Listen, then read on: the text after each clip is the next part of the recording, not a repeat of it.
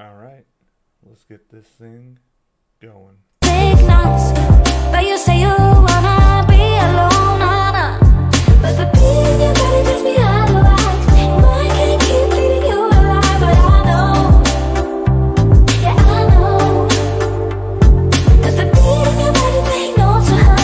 Mine can't keep trying to deny, but I know, and you know,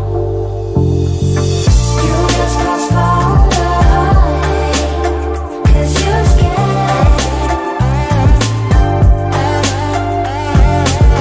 You just delaying the heartbreak, 'cause you can.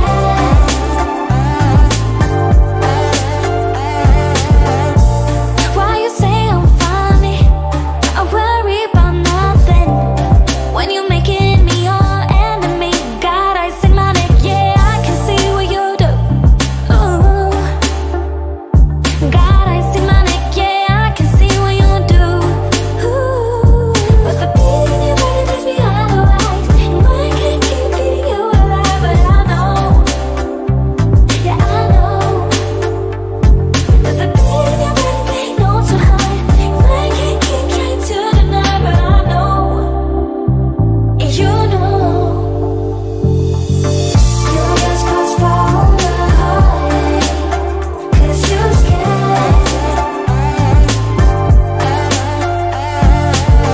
You just delaying the heartbreak, 'cause you can. If you can call me to me, if you feel you're suffocating, then let me go, let me go. If you cannot promise me, if you have a hard time breathing, then let me go, let me go. You just cross from the heart, 'cause you're scared. You just delaying the heartbreak, 'cause you can. If you can call me to me, if you feel you're suffocating, then let me go, let me go. If you cannot promise me, if you have a hard time breathing, then let me go, let me go.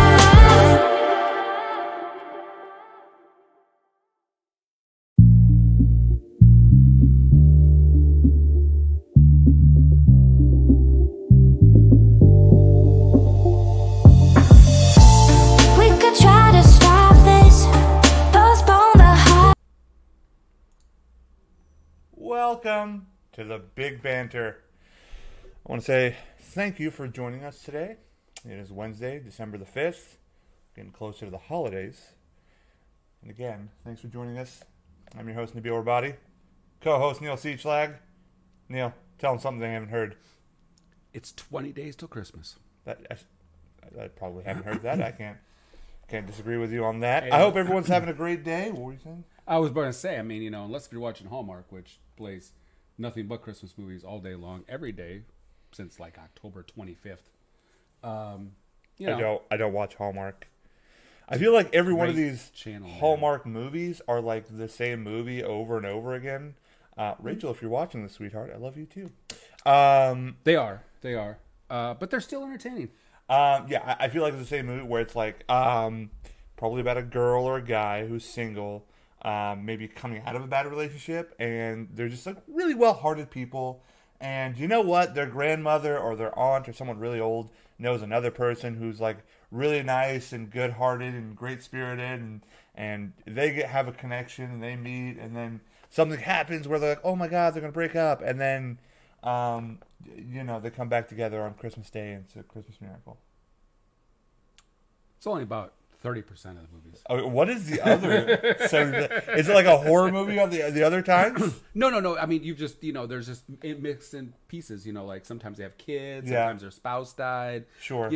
Sometimes But they're rivals. at the end of it, they know this. Well, you have to have the tense angle. You have to have that big tense angle where the whole someone world gets murdered. No, in well, a no, Hallmark movie. They just storm off. Oh, Typically, not not trying to profile here. Please profile. But typically, it's the I girl believe in profiling. stomps off Yep. because she hadn't listened to everything the guy tried to say. Typical woman. And then, and then from there, they realize that they've made a mistake, and Of course. one or the My other one girlfriend runs the other one down. always knows I'm right. No matter what it is, I'm always right. Neil, I have a question for you. What the hell are you wearing? You've been in my apartment for about an hour now, and did you kill a boar and just put that on you? It wasn't a boar, man. Jesus Christ! You skinned a damn boar. It was a bear. You skinned a bear. Yeah. I know it's my it's my winter turtleneck. My Lord, it looks warm as hell. It really actually is, and I was thinking about because I got a shirt underneath this.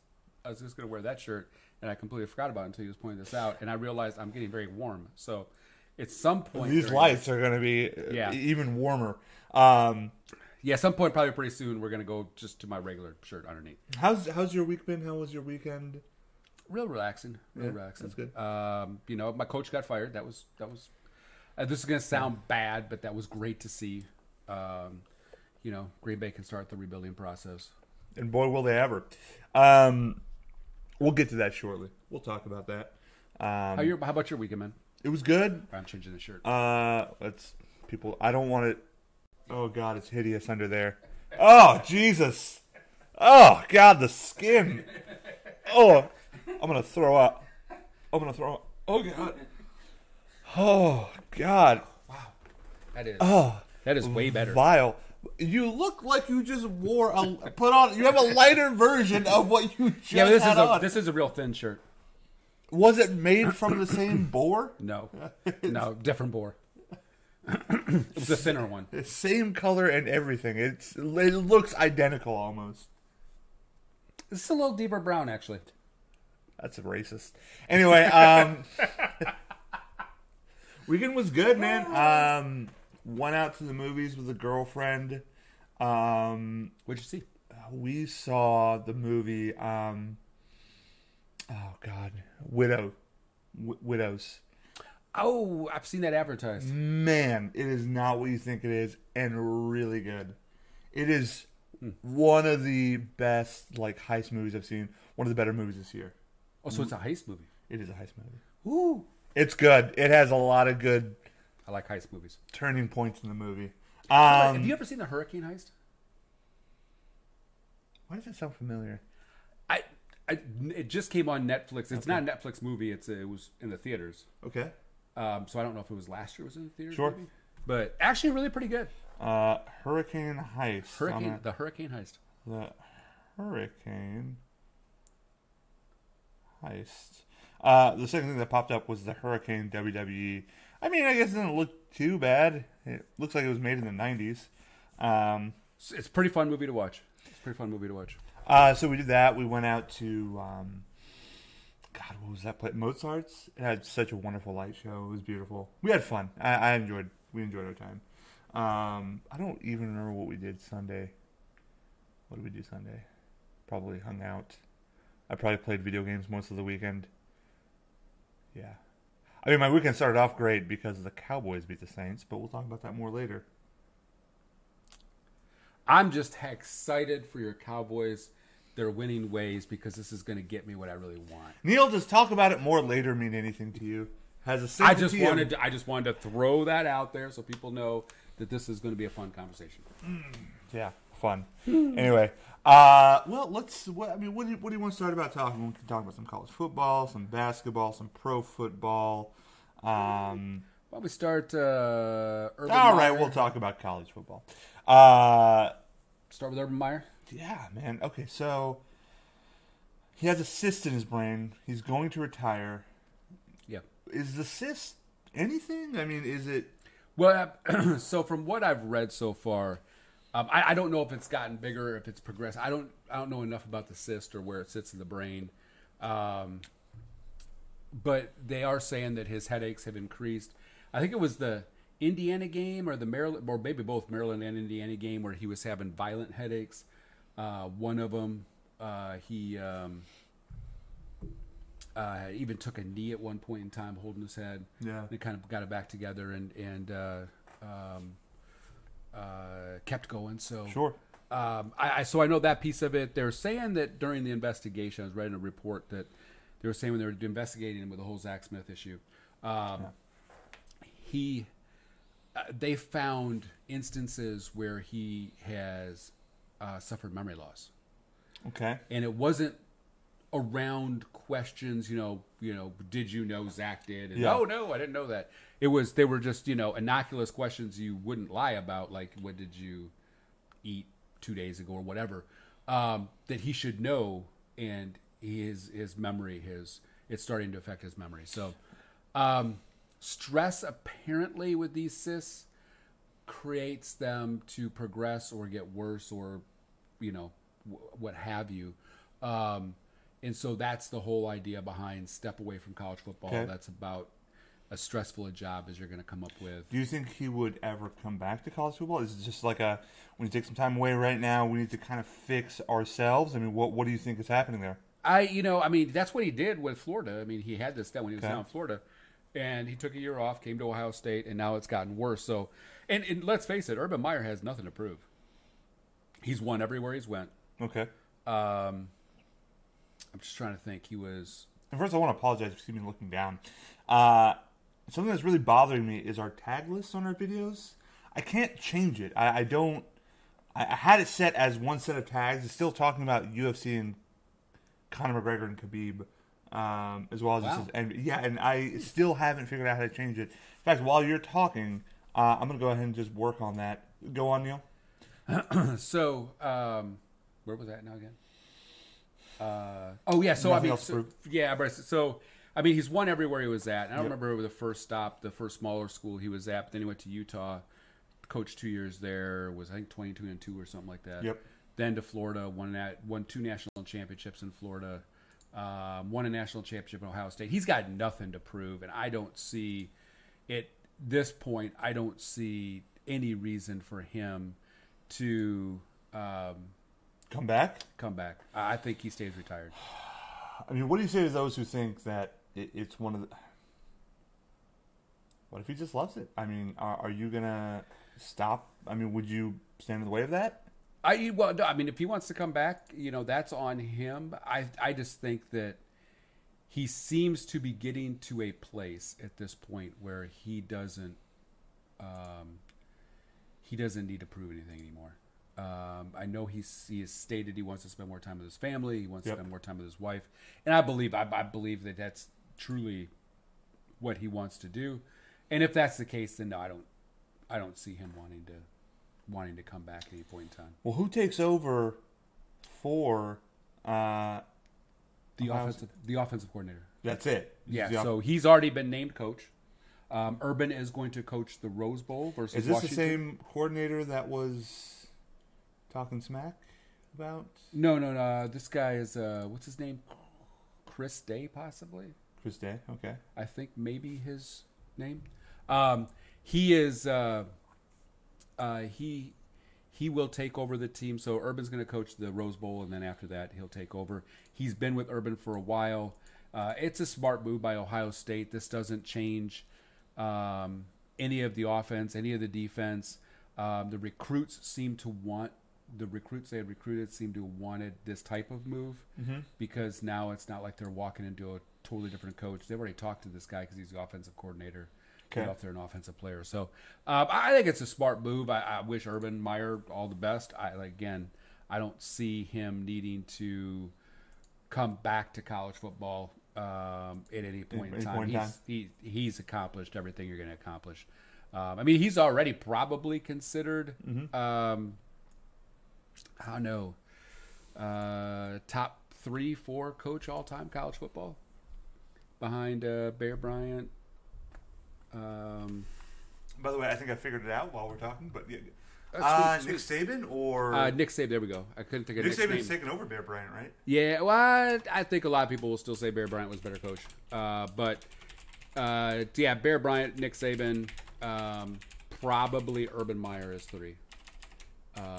You can make an argument for Tom Osborne being 3 and Urban being 4. I would take Urban Meyer over him. So, yeah. Okay. What do you think this does to the Ohio State program? I mean, are they still going to be a team that's on top, or? Yeah, I think so. I mean, I don't. Okay. I mean, if this guy's been with Urban as long as he has been with Urban, I don't think that it's going to affect them at all. Okay. You know, I don't.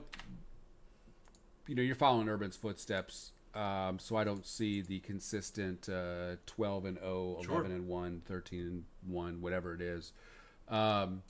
Records. So I mean, I think they're going to have, you know, they're probably going to have a loss here or there. Yep. The biggest thing is going to be is what's the recruiting going to do? Chris Day knocking on your door, going, "Hey, I want to talk to your When kid you coming don't to know Ohio who Chris State." Day is. Yeah, I just really hope that's his name, by the way. You know, that's a whole different thing than Urban Meyer knocking on your door and saying, "Hey, I'm Urban Meyer. I want your son to come to Ohio State University."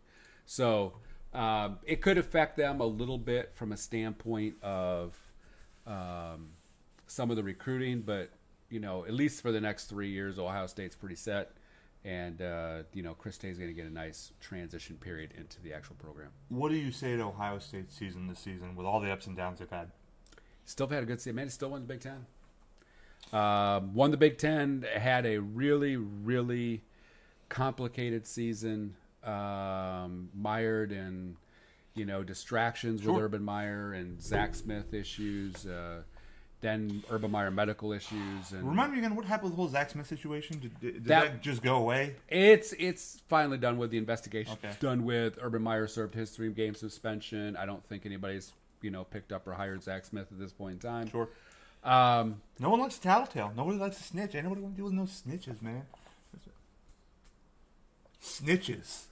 Get stitches. Tell him. Oh my goodness! I just derailed this whole show. Yeah, Our yeah, 3 viewers are now gone. Done. Done. They lost it right there. Here's the thing. Here's the question. Okay. Ohio State kind of been a perennial powerhouse of a team for the last ever. A lot of years. Do they drop? Do they drop out?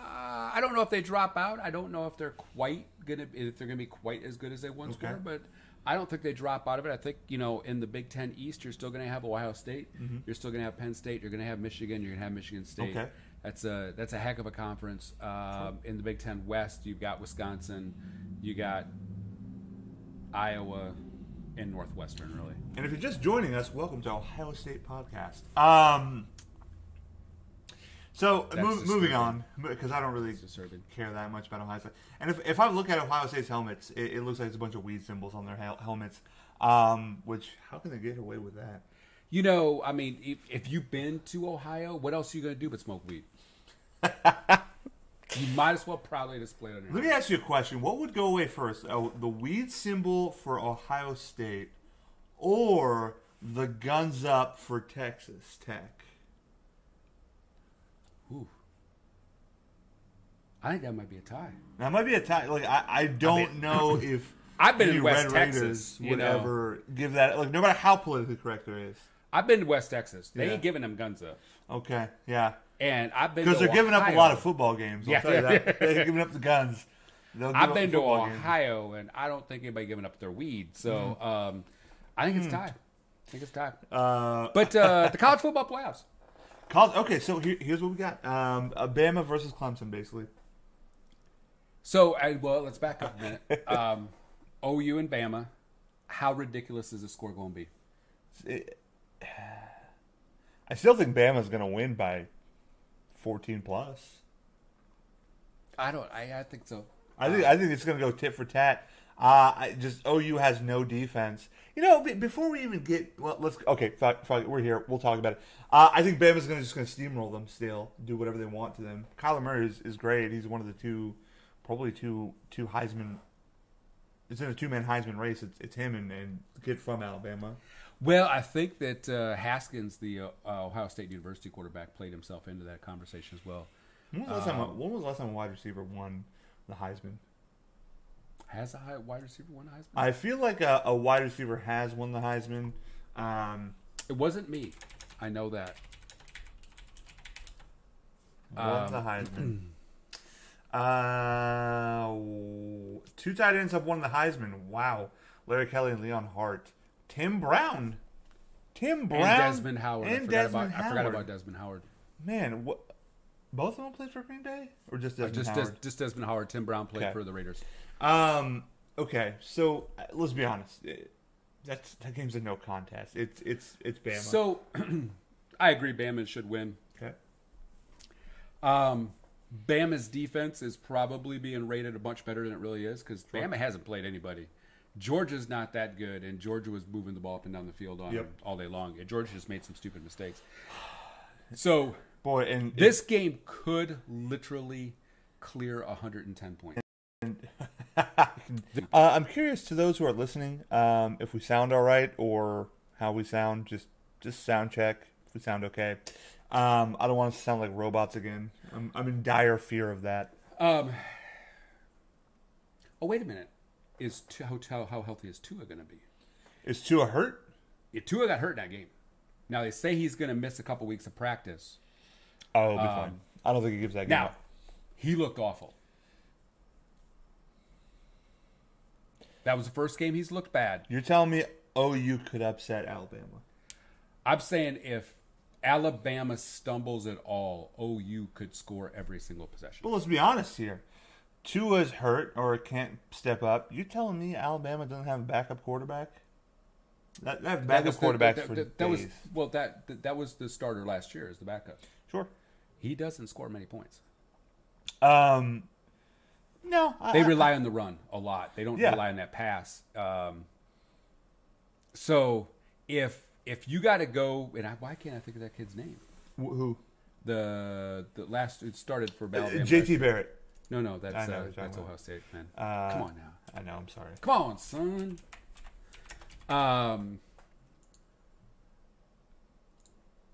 Keep talking. We're hearing. And I'm just trying to. Jalen Hurts. There we go. Who's a junior. So Jalen Hurts is a much more of a. It's more running back. The whole reason I went to Tua is Tua can move the ball. So if Tua's not fully healthy or he plays like he did against Georgia, Alabama ain't getting out of that game because I don't think Alabama can stop Kyler Murray. How bad is Tua's injury? It doesn't seem like there's much being talked about it. Ankle. It's a high ankle sprain, which those sometimes clear up quick. Sometimes those things take a while. That could be a 2 to 6 week. Yeah. Depending on where and how bad those ankle sprains are. Mother. Yeah.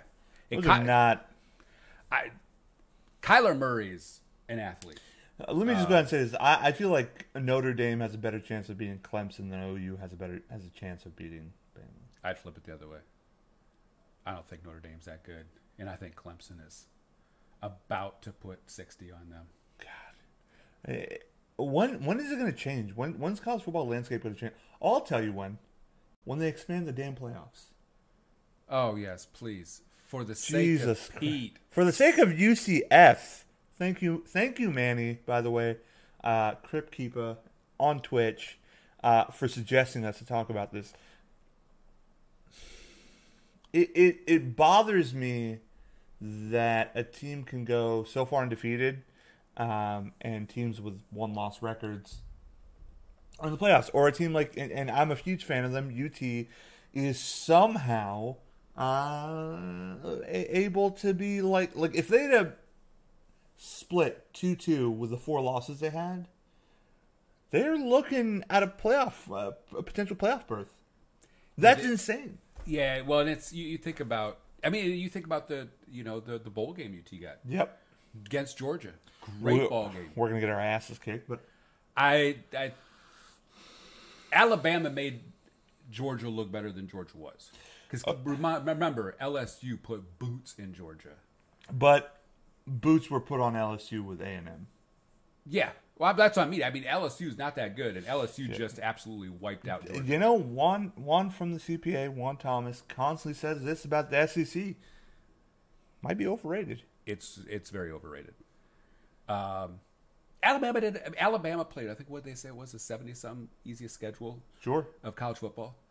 How do you keep getting away with playing that schedule? But they bring up their whole conference. Well, that's all they've got, and this year it's looked bad because their conference has been terrible. And it's funny. I keep looking at ratings, and I'm seeing 3 and 4 loss teams from the SEC sneaking into the backside of the top 25, and it's like, come on. Well, I just checked earlier. Boise's on the backside of the top 25, but do they have a conference? By the way, are they still in the Mountain West? They're in the Mountain West, yeah. I don't see why if there's a Big 12 expansion, why you can't grab Boise and UCF. Throwing that idea out there. I don't know if maybe BYU. I don't know if Luch is in here, but I thought UCF could be a team that the Big 12 could grab. I would grab Boise. I wouldn't mind grabbing BYU. UCF is really getting screwed. 2 years straight, undefeated both years. I mean, they're beating trash teams, but they're doing it in such style. Yeah, well, here's the thing, and this is Boise State went through this a number of years back when Boise State was tearing people up. Kept going undefeated. No one would play them, and that was Boise State's big complaint is you would have somebody. And I'll never forget, Nick Saban came out and basically called them, a bunch of pansies because they don't play anybody. Yeah. And Boise State's coach at the time, which was Peterson, Yep. had basically said, well, play us. We trying to play you guys. Yeah. No one will play us in the offseason because they're afraid they might lose. Where'd their head coach go? Is he still there in Boise? Either Washington or Washington State. He's in Washington. He's doing a hell of a job. Actually, both of them. Those two were the top 2 teams in the state because they're the only 2 teams in the state. Yeah, well, no, I mean in the Pac-12, I think they were the best 2 teams in the Pac-12 was Washington and Washington State. Okay, I can believe that. Wasn't the old Texas Tech coach the coach of one of them? Oh yeah, you're right. And then Peterson's the coach of the other. I think is how that goes. So Peterson is Washington. He's killing it out there. He's doing really well. He's a good coach. He's a good coach. No, I agree. Here's the thing. They're ranked 9, right? Would you want college football to expand to 8 or 16 teams? And, I mean... I say 8, and here's how I look at it. I think what you have to do... What this is doing right now is making judgments on what everybody thinks is a tougher schedule. Yeah. And let's face it, the ACC isn't bad, but it is not the Big Ten schedule. It's not even the Big 12 schedule.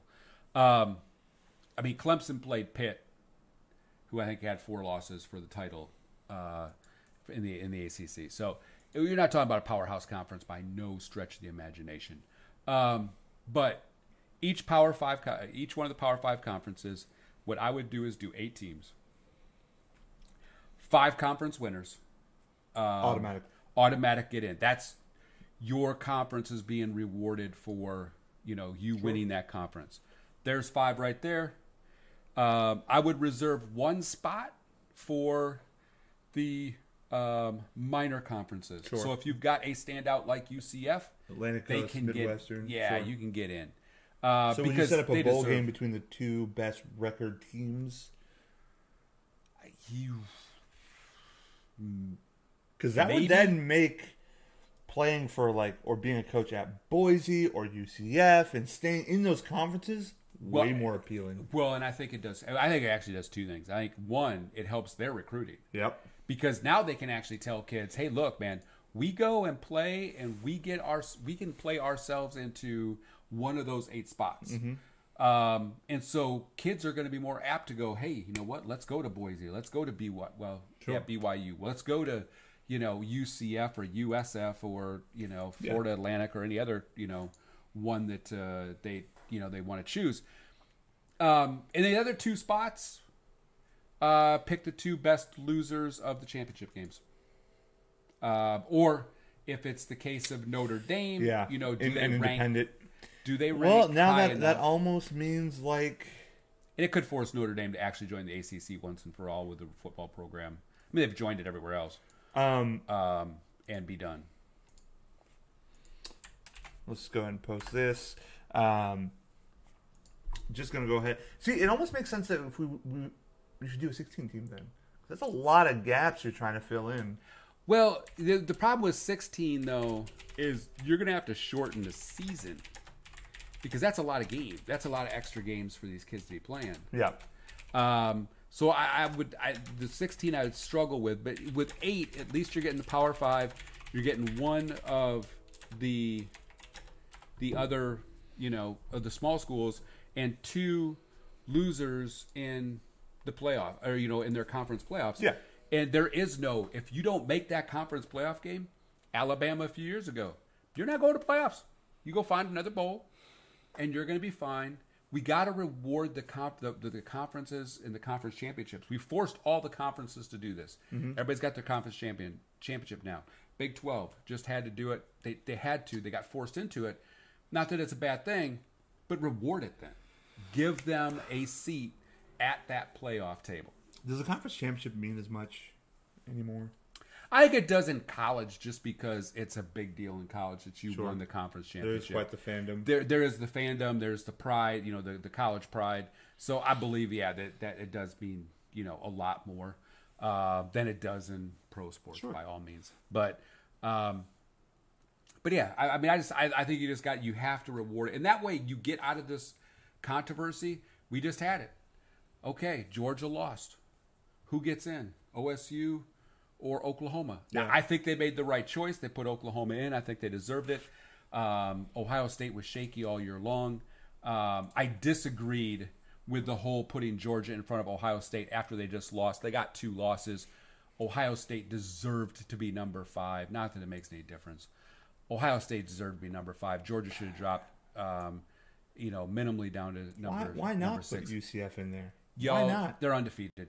To be honest, They're undefeated. You have a 12-1 team, 11-2, 2-1. I'm sorry, 12-1 and 10-2 with Georgia, Ohio State. I'm sorry, OU, Georgia, Ohio State, and Michigan.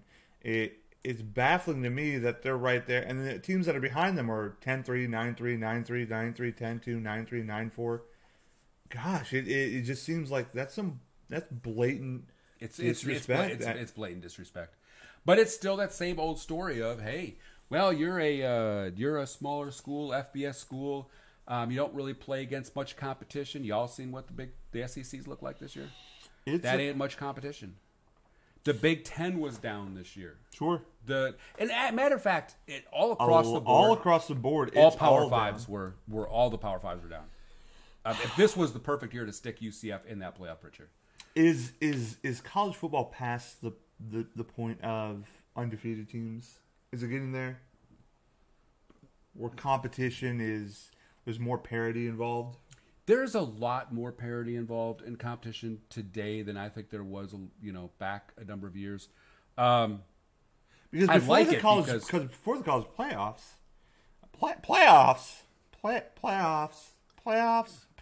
My son's getting to that point now where his voice is going up and down a little bit. I'm hitting puberty. Because before the college football playoffs, there were a lot of undefeated teams. A lot. There were myriad of them. Myriad? I think the parity inside the divisions though has gotten so much better. You take a look at the Big Ten. I think some of it has to do with coaching changes constantly happening. Yeah, it does. And will that be controversies keep happening too? Like you take the Big Ten, the Big 12, or the SEC. It used to be you had 2 or maybe 3 teams that ruled the roost. Mm-hmm. That's not that way anymore. Up until this year, actually up until a couple of years ago with the Big 12. Yeah. Baylor was winning. TCU was winning. Oklahoma was winning. Oklahoma State was winning. UT was not they winning. They were struggling a little bit, but they had been a consistent powerhouse before that. All of a sudden you got 5-6 teams. It's no longer, hey, you just got to get through these 2 teams and away you go. Big Ten the same way. Michigan came back with Harbaugh being inserted. Yep. Ohio State, Wisconsin's been good since the early 90s. Northwestern has now crept into the picture kind of consistently over the course of the last 10 years. They're not great, but they'll give you headaches. Nebraska, now they sucked this year and I think last year too, but Nebraska, when they first came back into the Big Ten, they started, providing a threat. So, there's now you have an actual. We had I think last year with the Badgers, we literally had a row of Michigan State, Michigan, Penn State, and Ohio State. You and had to go through them in a row. And then that was also, sometimes there was the Iowa State that would. I'm sorry, Iowa. that would give you the tough time. There was a few other teams out there that would still punch you right in the mouth. Yeah, and I'm going to say I was always solid. Of course, our rival game is Minnesota. Minnesota beat us this year. Congratulations to Golden Gophers. I know I didn't say it earlier. It's hard. It's a tough pill to swallow. It's a tough pill to swallow, man. We won 15 consecutive years.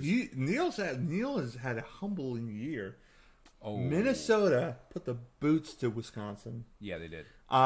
Arizona beat Green Bay for the first time in like 1,200 years is what it was? The first time in Lambeau Field in 69 years. The last time they beat us. Hell of a number. Chicago Cardinals. God. So, yeah. Mm-hmm. So it's been a humbling year for him. And then his angel, Aaron Rodgers, has just been...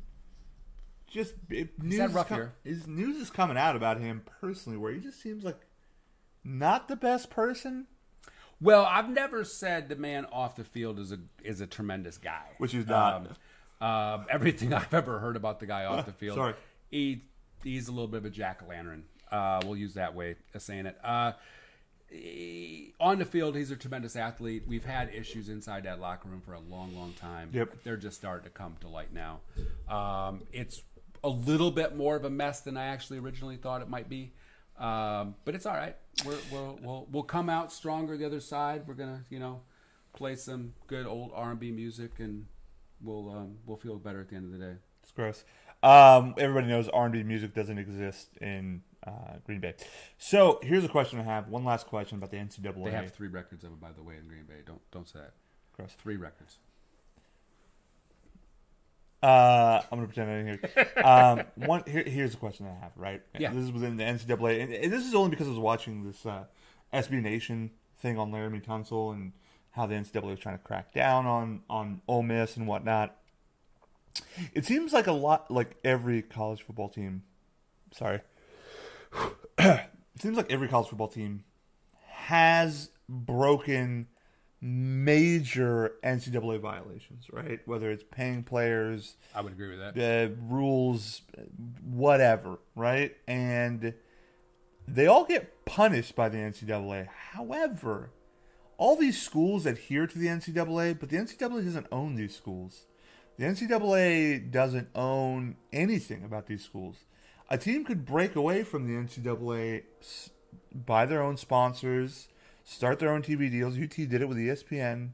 Why are so many schools adhering to what the NCAA is saying when they're breaking so many of these rules, such as paying players or doing certain things on campuses and, whatever? Not a legitimate way of drawing in kids by having prostitutes at parties? I mean, Louisville thought that was a great idea. It worked wonders in their program. I mean... You name me a good woman, a good-looking woman that will go to a party in Louisville. Thank you. With no money. Prostitutes it is. Anyway. Not getting paid. Prostitutes it is, champ. You know what I mean? It's just, why do these schools adhere by the NCAA bylaws? And why are they even part of it? It seems to just cause more conflict and more negative press. Well, but the NCAA also provides them their shield. What's their okay? Because, I mean, you think about this fact that, they break the rules and they know the NCAA is not going to go after them for the most part. They'll find, I still say every year the NCAA throws a bunch of teams in a hat. Somebody goes over, Pitt draws a name out. Say, okay, this is the team that we got to show, we're cracking down on this. Yeah, there's no way Ole Miss will ever win a game. Foul play, call it. Yeah, I mean, it's it is what it is, but they provide a shield from a standpoint of, well, they don't actually have to, they're not demanded to pay all the players. They don't have to, this way the boosters are actually the ones that are forking the money underneath the table. Sure. The university gets to keep their precious dollars. It is, but it's all about the university keeping their precious dollars across the board. So, I mean, it's a $1 billion business. What's the incentive for boosters? I don't get it. It's all they're all about school pride. That's it. That's all. It's all about. So I get into student debt. I make millions and millions, and then I also want to spend thousands of dollars on a student because I might want a school to win. Well, the boosters that are giving the money away are not exactly hurting for cash. Okay. You know, a lot of it has to do with school pride. A lot of it has to do with probably, their connections to the university. Maybe they have a business partnership with that university, and so they dump money in, they get money back from the school underneath the table. I'm not really sure how that all works. Okay. But I think there's a lot of reasons for the boosters to do it. But like somebody like Macomb, Yep. and UT, I think it's all about just he is a Longhorn through and through for how many years he's been alive. Yep. And it's all about school pride for him. Do you think he has been a booster in any way? Probably not. I imagine as much money as Red McComb has, he's probably maybe bent the rules a little bit. Probably. He's probably hung out with Vince Young a time or two. Maybe after the Rose Bowl. Possibly. Maybe had a little fun. Possibly. All right. We move into some basketball talk, or Yeah, let's go basketball.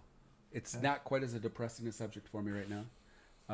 College football is a little depressing for me. okay. So we want a depression sandwich, something really shitty, good, and then terrible again. That's right. Yeah, That's right. I'd like to do anything to just. I want to bring you back up so I can knock you back down. Okay. Let me just go ahead and pull this up in regards to basketball. It's like Markel Fultz watch here at the Big Banter. He is diagnosed with thoracic outlet syndrome. Outlet syndrome. Yes. God, I cannot speak. Thoracic outlet syndrome. Basically, he has a pinched nerve in his shoulder. What is the validity of that to you? I do. From what I've read on it, it is something that does limit the motion of the shoulder. So this would be a reason why some of his shooting issues are continuing on. However, I don't know. I haven't read that this was the issue last year. So what happened last year? And this still doesn't address the fact of, look, man, I watched him play this year, and take away the fact that he couldn't make a shot when I was watching him play, this kid looks absolutely 125% defeated. He's playing with his head down, like he's got zero life on I don't that know basketball if he court. can succeed in Philly, just to begin with. Like he's got to get moved, and I think this more than anything, Philadelphia getting this information out right now more than anything is, hey, we're trying to get value for him because Philadelphia's the one that flushed his value down the toilet in the first place. I mean, they basically came out and went, I don't know what to do with this guy. Let me speaking of not knowing what to do, this has nothing to do with that. I just got a text message that said, just finished that 30 for 30 on Bobby Knight.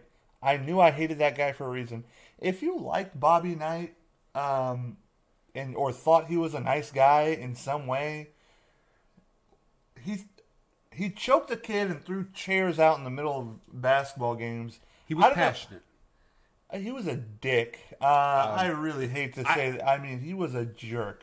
I grew up in, of course, the 70s and 80s. I saw a lot of Bobby Knight being in the Big Ten. I think Bobby was a very good coach. Sure, of course. But I never really knew from a personal standpoint growing up about him outside of the fact that he was a good coach. But he always came across to me as a very difficult person to be around. So when I hear Bobby Knight choke somebody out, I didn't sit there and go, if a story came out, let me ask you a question. Would it surprise you if a story came out? This is terrible. I know this is terrible. If a story came out and it was like Bobby Knight for years was domestically abusing his wife, would that surprise you? That actually would. Really? I would not surprise me. He looks like a kind of guy that's like, you know what? This Salisbury steak isn't cooked the way I want it. I'm going to go ham. I mean, from everything. So from that standpoint of Bobby Knight, that would shock me just from the way he did. I mean, it was funny because the way he conducted himself off the court, and away from those kids in public life was completely different than he was on that court, on practices, at game day with those kids. How could he act like such an ass all the time? and such a jerk to those kids. Well, you do have to remember it was a different time. Bobby Knight was not the only one that acted like that. Okay. That was a very, very common mentality. You drove kids hard. You literally just threw chairs, swung it. Yeah, I mean, back then, again, I've witnessed in my life, a authority figure teacher punch a student. I just heard a terrible story about him from this 30 for 30. I don't know if it's true or not, but I'll tell it to you in a minute. Hold on. Was it the toilet paper? Yeah. That is a very true story. Yeah. Come on. Okay, that's disgusting and horrible. And all right. Moving on. Markel Fultz. Sorry. Kid lacked confidence. Thank God Bobby Knight doesn't coach him. Honestly, is there a coach that can work with him, that can make him... Here's what I would do if I was an NBA team. Okay. If I traded for him, number one, I'd make sure I've got a G League team coach that is really, really a good teacher. San Antonio? San Antonio would be the ideal one, probably. Yep. Because what I would do is send him right straight to the G League and have them start reworking his shot and get him confidence. Yep. Because it'll do a lot more for him if he can drop 30 on a G League team with confidence and know he's going to get to play and get back into a rhythm than it is for him to play 5 minutes in the NBA, not get in a rhythm, and then just think he continues to suck. So, that's what I think you need to do. But first, you need to fix the figure out what is completely wrong with him medically. Because last year it was something different. Now this year it's the thoracic outlet syndrome. I have one trade idea. Okay. And this is for one destination. I don't have a trade idea for this next destination, but I think it would work out. First trade destination, I would say a trade between the Sixers and the Brooklyn Nets. You send Markel Fultz to the Nets for Spencer Dinwiddie. No. Okay, well, hold on. Listen to me. The Nets have to pay both Dinwiddie and D'Angelo Russell. Send D'Angelo Russell back. Dinwiddie could be a star. No, they're not. They're not gonna. Right, they're not gonna pay Dinwiddie star money. Yeah, they will. They're gonna pay. They'll pay D'Angelo Russell. They are the Nets, so you could be right. But if you were a smart team, you'd pay Dinwiddie and let D'Angelo Russell. The Nets are gonna pay D'Angelo Russell. If I was the Nets, I would have traded D'Angelo Russell. I don't know if I'd ever actually taken the guy. Although he's not a bad player, he really isn't. That's an unfortunate shot. His issues are he doesn't play defense, and that is big. His effort lacks. I mean, I saw this firsthand in LA. His effort lacks. I think he works hard at what he's good at. So he's amazing at the three, good passer, good at hitting the lane and hitting the mid-range shot. He works especially hard on those aspects of his game. Doesn't work very hard on defense. I can see that. Seems lost with play calling. Almost seems lost on the offensive side of the board, offensive side of the house when it comes to play calling as well. But there's too much potential there, I think, that the Nets would see that they have to say to themselves, well, we got to pay him.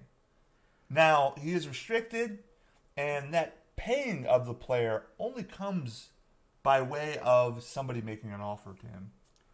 And I think the only few teams that would make an offer to him is Orlando and the Kings.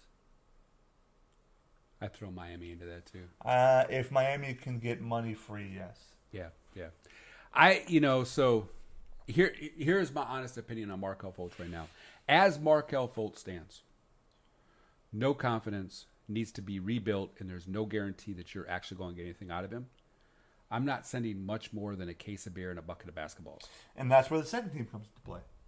Not the Spurs, but I think Atlanta. I think Atlanta can take a shot on a guy like that. I think their coaches, he looks pretty good with player development. I think he's doing a pretty good job with Trae Young. I'm about to say, he's doing a very good job with Trae Young. That kid is much better than I thought he was going to be at this point in his career. And I think maybe he sends him to a G League. Maybe he can work with him on the court in real time in NBA games. Possibly. I would send him to the G League first just to get his confidence back up. But But at first, I'm running through the series of medical just to figure out what the heck's wrong with him, and get it all fixed so that when he steps foot on a court, whether it's NBA or G League, you know that he's not going to come back and go, "Hey, my, fibula isn't feeling quite right. I need to go back to the doctor."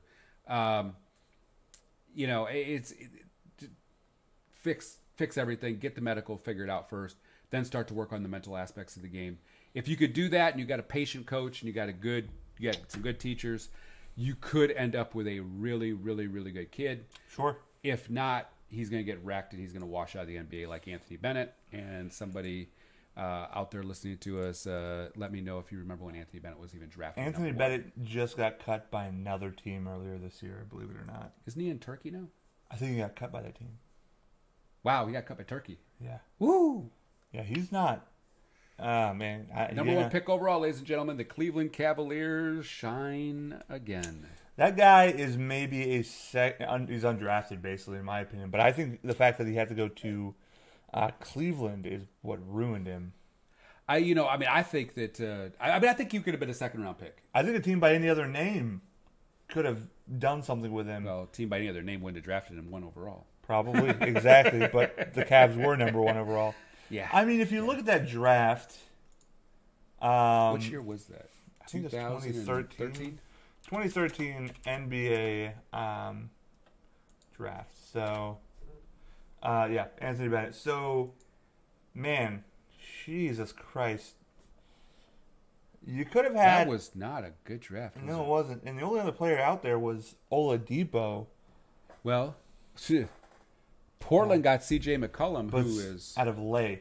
Now, let's be honest here. No one knew C.J. McCollum was that kind of player. No, but now it looks like, boy, he should have went 1 overall. Did you see how C.J. McCollum looked? That was a really bad draft. It was. Kelly Olynyk. I mean, Steven Adams came out of that draft. Solid. Sure, but he took a few years to develop. Yep.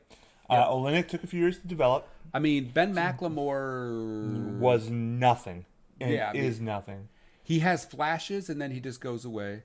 The biggest person in that draft and 14 teams still cry to this day because Milwaukee Bucks got Giannis, the Greek Freak, at pick number 15. Mm-hmm. I think Tim Hardaway Jr. was actually somebody from that draft that, I mean... It wasn't bad. Tony Snell went to Chicago, wasn't bad. But Rudy Gobert. I don't see how people could pass on Rudy Gobert because of how long he is. And everyone looks like, I mean, outside of Milwaukee, because they got Giannis, everybody looks like a fool for passing on Rudy Gobert, who's Defensive Player of the Year and just an absolute... Top 5 picks, started over. Who does Cleveland take? Giannis. So you got Giannis. Number 2 probably... is Rudy Gobert. Rudy Gobert. Washington probably goes McCollum or Oladipo, even though they have Beal. They would go C.J. McCollum. Actually, I say they would go Steven Adams. Charlotte would go C.J. McCollum. Phoenix would go Oladipo. Wow, I didn't realize Cody Zeller was the number 4 pick. Number overall. 4 pick. That's disturbing. That is a disturbing... He's a backup at best. That That was a bad draft. was terrible. That was one of the worst drafts. I mean, you literally have 5 decent... You've got... You have 5 one All-Stars? superstar. You've got 5 All-Stars, and everything else is garbage. I just got a text that Phoenix might be a rumored spot. Which I've heard Phoenix. I've heard that as well. Now I've also seen Phoenix is getting ready to unload Ariza. That's not like buy him out. No. Trade him. He, it sounds like the whole idea getting Trevor Ariza was so that they could flip him for more assets, that's so. This is one I've actually been waiting to ask you. Sure. He actually would be a phenomenal fit in LA. Sure. What do you think it would take for the Lakers to get him? Well, here's the thing. He is a great fit in LA. But as I recently learned, as of about a few weeks ago, Trevor Ariza and LeBron James, they got bad blood since high school, man. What did they do to each other in high school? Well, everybody knew the phenom LeBron James was in high school. LeBron James in Akron really took over the scene. Was said to be the next great thing. Now, that's on one side of the country. On the far other side was Trevor Ariza in California, who was also lighting it up. He was playing with a team of nobodies and had his high school team ranked. LeBron James' team and Trevor Ariza's team were set to meet. And Trevor Ariza talked a lot of smack. A lot of smack on LeBron James. His dad, Trevor Ariza's dad, talked a lot of smack about LeBron James. These are high school kids. When they played each other... I respect it. When they played each other, Trevor Ariza got the first bucket, made an amazing move. But it was downhill for Trevor Ariza after that. The half for LeBron James ended with almost 30 points, I think. Trevor Ariza ended the game with 9. LeBron James completely derailed and embarrassed Trevor Ariza. Even in the NBA, they have been butting heads and really at each other's throats. However, I've experienced Trevor Ariza on our team.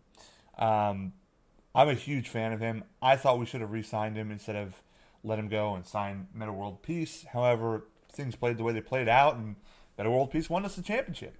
But with that being said, I'd love Trevor Ariza if the cost isn't high. If they want a second-round pick, or if they want to involve us as a salary dump in some way.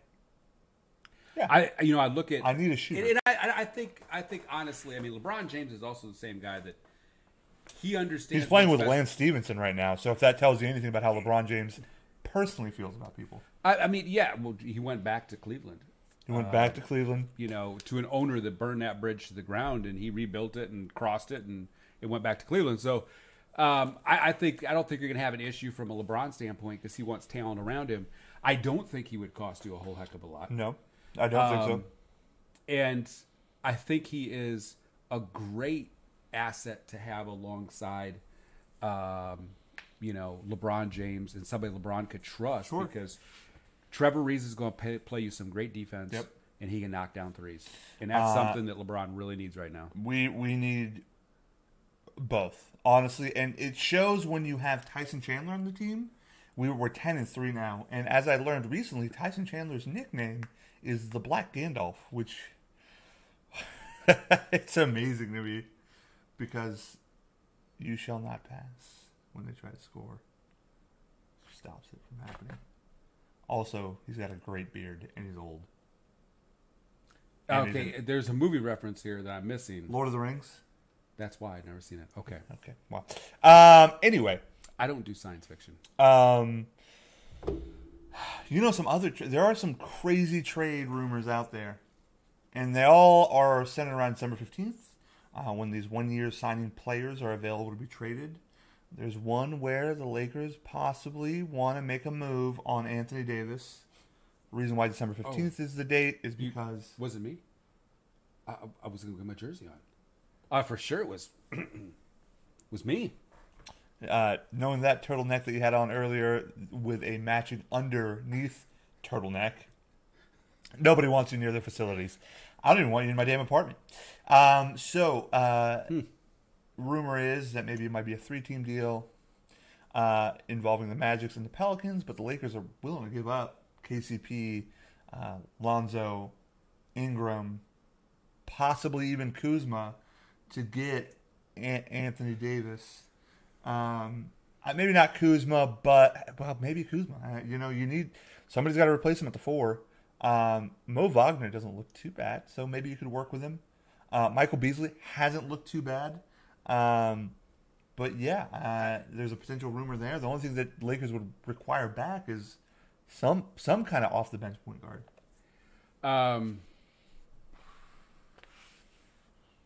Trying to think what would be a good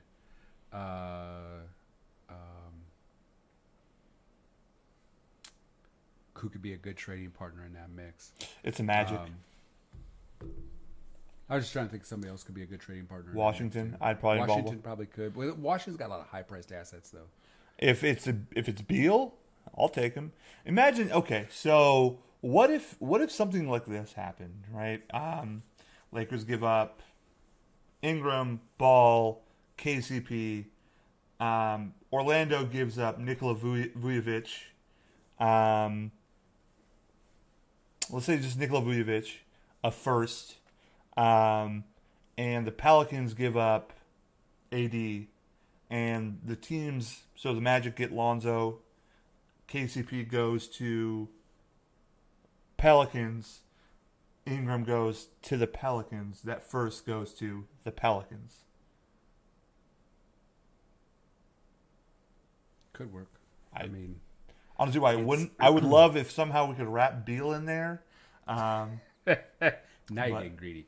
You damn right I am. You're giving up $30 million right there when you already have $30 million that's going to be free off the books. I mean, and that's in the Washington. The Washington issue comes into play because if you really look at it, from what I've read, Otto Porter Jr. only has one team interested in him. Kings, and right? That's the Sacramento Kings because they can afford his salary, which can force them to get a much better deal with the Wizards than what normally could happen. John Wall is damn near darn untradeable. near untradeable right now. Untradeable. You have to be a team that is missing that one piece and have a lot of money. Yeah, because he gets a 15% kicker. You trade him this year. So that leaves Bradley Beal. And Bradley Beal, of course, he is the guy that's going to get him the biggest return. I know he doesn't, I know Washington doesn't want to trade him. I just think they're going to get pinned into a spot where they're going to have to. What would Washington... Because honestly, Washington has to give something up to give up John Wall. Who? I don't know if they have anything to give up to get John Wall out of there. Kelly Oubre. And Oubre is a pet project. Now, I think you can move John Wall next year when you don't have to deal with that 50% kicker. I agree. But I think this year John Wall is just going to be off limits. Not because they don't want to move him, but just because they can't. I mean, that team is dysfunctional but all hell right now. They could get a decent net return out of Bradley Beal. What does that return look like? Matthew Dellavedova, John Hanson, 2 second-rounders protected. Swap best. I don't know if I could throw the beast John Henson into that mix because he's so important to a team. I just don't know what that importance is yet. I don't.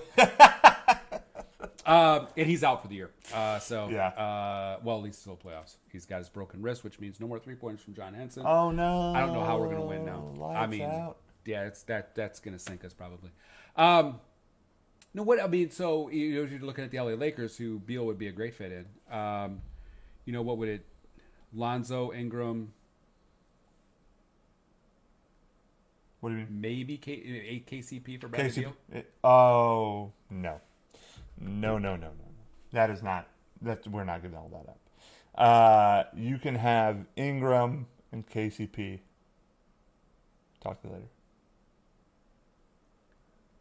Magic would give Lonzo up.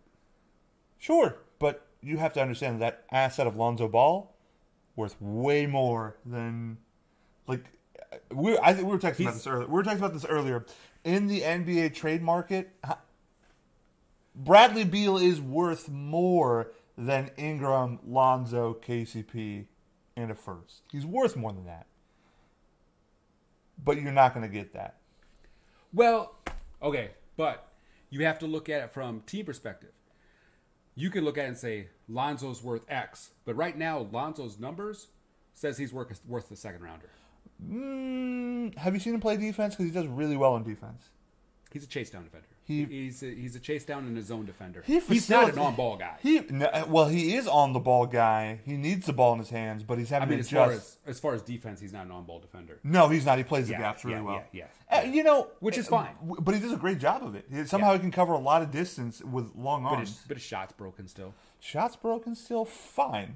However, and he doesn't play with, let's just say, aggression. He does at times. He does at times, and when But he flips does, that motor on and off, and Sure. that's a he wants to pass the ball and is really scared to. But I think when he understands that he's okay to pass the ball, like when it's okay to shoot. I'm sorry, he needs to understand that it's okay to shoot. yeah. Well, and LeBron is really trying to get him there. LeBron's trying to feed him the ball to get him to start shooting. Have you watched the Lakers game this season? Oh yeah. So I don't know if you've noticed this, but have you noticed that LeBron James, I feel like, really likes Lonzo, really likes Kuz, really likes Hart, really likes KCP, doesn't seem to take well to Ingram. Yeah, I mean, it's funny because you listen to LeBron before the season started, and he's just like, man, Ingram has got next. Yeah. Yo, next what? Because I don't think they're clashing on the court. I don't think they sees what they can all be, Yeah. which is great. But and even myself, it's deflating to see that Ingram isn't what we're all wanting him to be. No. Which we all want him to be, Kevin Durant. And Well, I mean, or even a consistent 22 a night guy. sure. He can't even do. I mean, I watched him play one night. He was absolutely on fire. He scored 27, 28 points. The next night, I caught part of the game. The guy couldn't hit the broadside of a barn with a beach ball. Yeah, and he it's scored like 9 points. And something to mention is that, of course, he's still really young, but you're on the stage now, and you have proven that you can reach those heights. So if you're a scout in football, in any sport, if I see you do it once, that means you can do it all the time. And that's where drafting on potential really means. yeah, If you are seen doing it once, you can do it all the time. It's just in here at this point in time. And so maybe it's coaching, maybe it's the players around you, but you're not hitting that peak you should. A prime example of that situation is Victor Oladipo. We were just talking about him. He got drafted by Orlando. You saw those flashes. You saw that he could be a 25-a-night guy, right? You saw the crazy athleticism, the potential offensively, potential defensively. You saw the dog in him, but he couldn't quite get there. Then you know what? Change the scenery. Let's send him to OKC. And he floundered. oh man. And he could not play in the shadow of Russell Westbrook. You wondered really if Victor Oladipo was just going to end up being another has-been.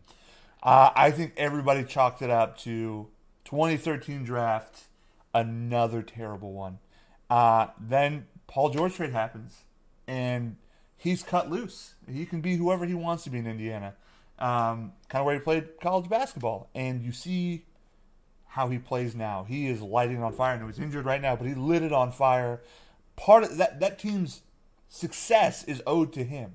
Yeah, I mean, Victor Oladipo is a completely different player in Indiana than he was in Orlando, than he was in OKC. And now you look at him and you're like, dang, this isn't a consistent all-star. I think possibly the same thing might be with Ingram.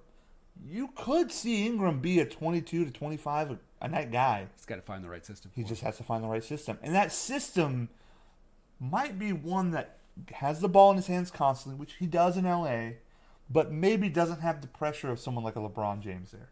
Well, and not, and it's been said so many times, but it is such a true statement. Not everybody can play with LeBron James. No, it's just, there's an article Rick Bucher came out with today that seemed a little, there was quite the defamation there. I think towards LeBron James, where they're just basically putting LeBron down and saying that it's hard to work with him. Why does nobody want to sign and play with LeBron James?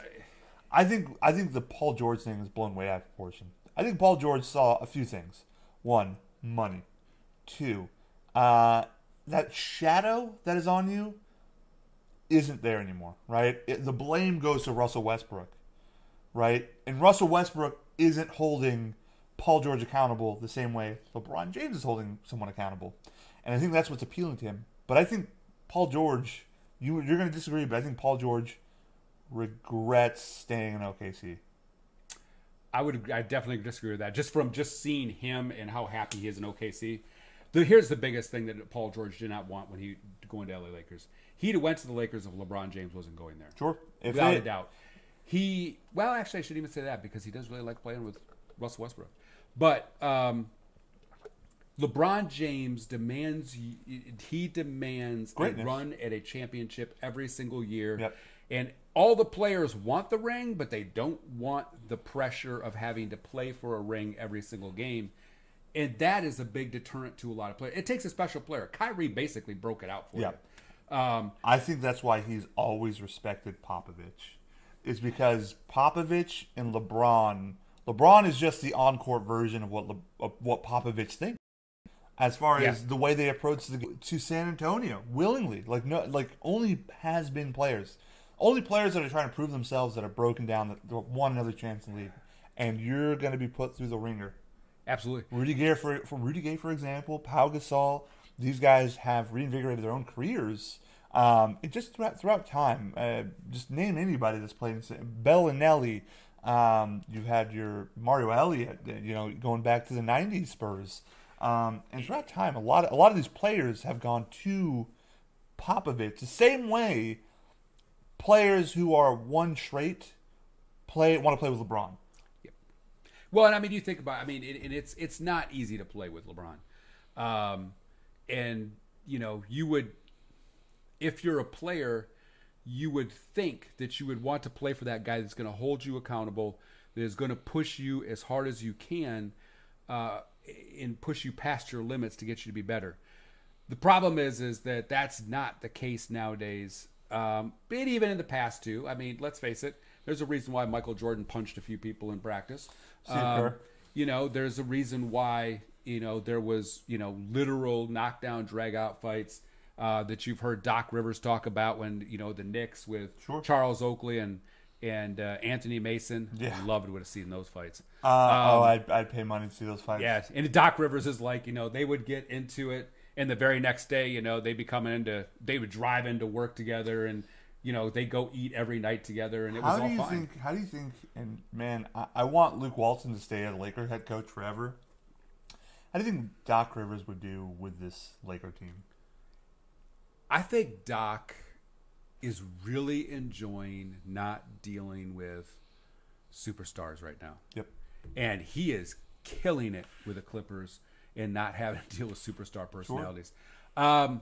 I think Doc can handle the personalities. I think really, he's really in a stress-free environment right now because nobody's expecting anything out of him. And I didn't realize how many issues it seemed like him and Chris Paul had. But it seemed like there was a list of issues. Man, he from what I hear, he's an asshole. I hear off the court, the guy is maybe one of the nicest guys you'll ever meet. On the court is what I mean. He's a bully. Yo. He's not the same guy he portrays. He's been taking guys out by the nuts. Yep. Since Wake Forest, for goodness sakes. He's been hitting guys. He played at Wake Forest? Yeah, I think it was Wake Forest. And then Tim Duncan? Yeah. Wow, they can knock a good player out here every once in a while. But yeah, on the court, Chris Paul is not to be played with. That dude is legitimately tough. Where are the Rockets right now? What are they doing with their lives? Are they winning games yet, or no? I think they still have a losing record. Yeah, they're 13th, but they've 11 and 12. So they just don't have. Again, to go back to it, they lost Trevor Ariza. They lost Bamute. So that was two huge defensive pieces. All you've got is James Harden, who doesn't even know how to spell defense at this point in time in his career.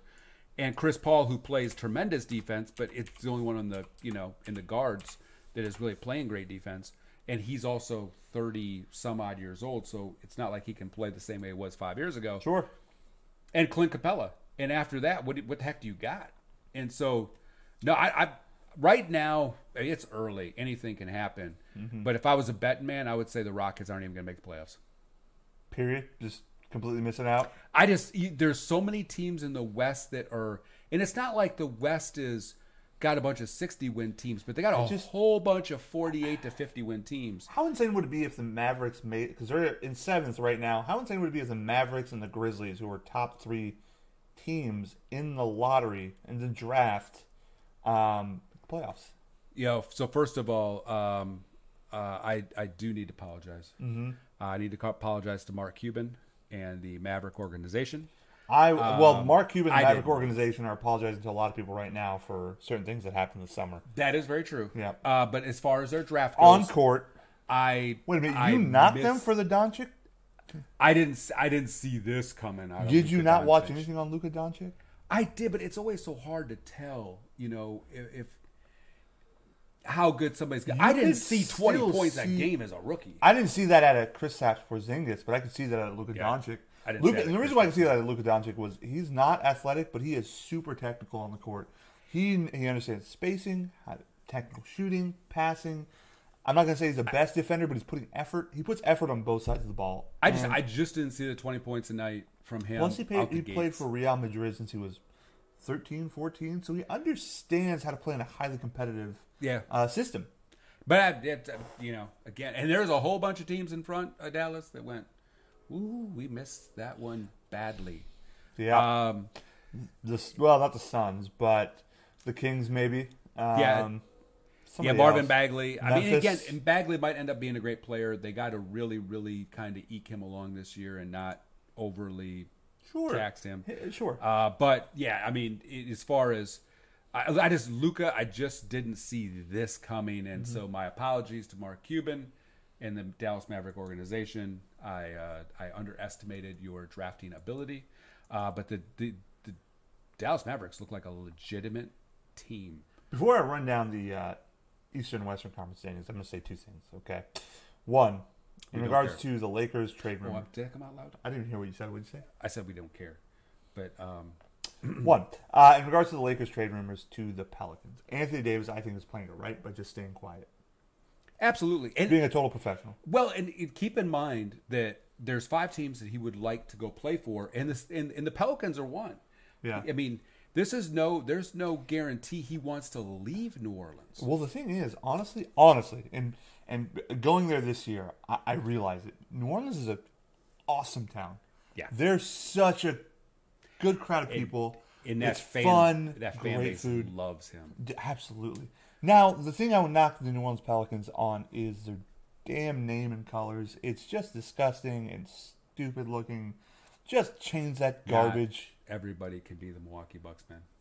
The Bucks are a better I logo. can't believe you don't like that city logo.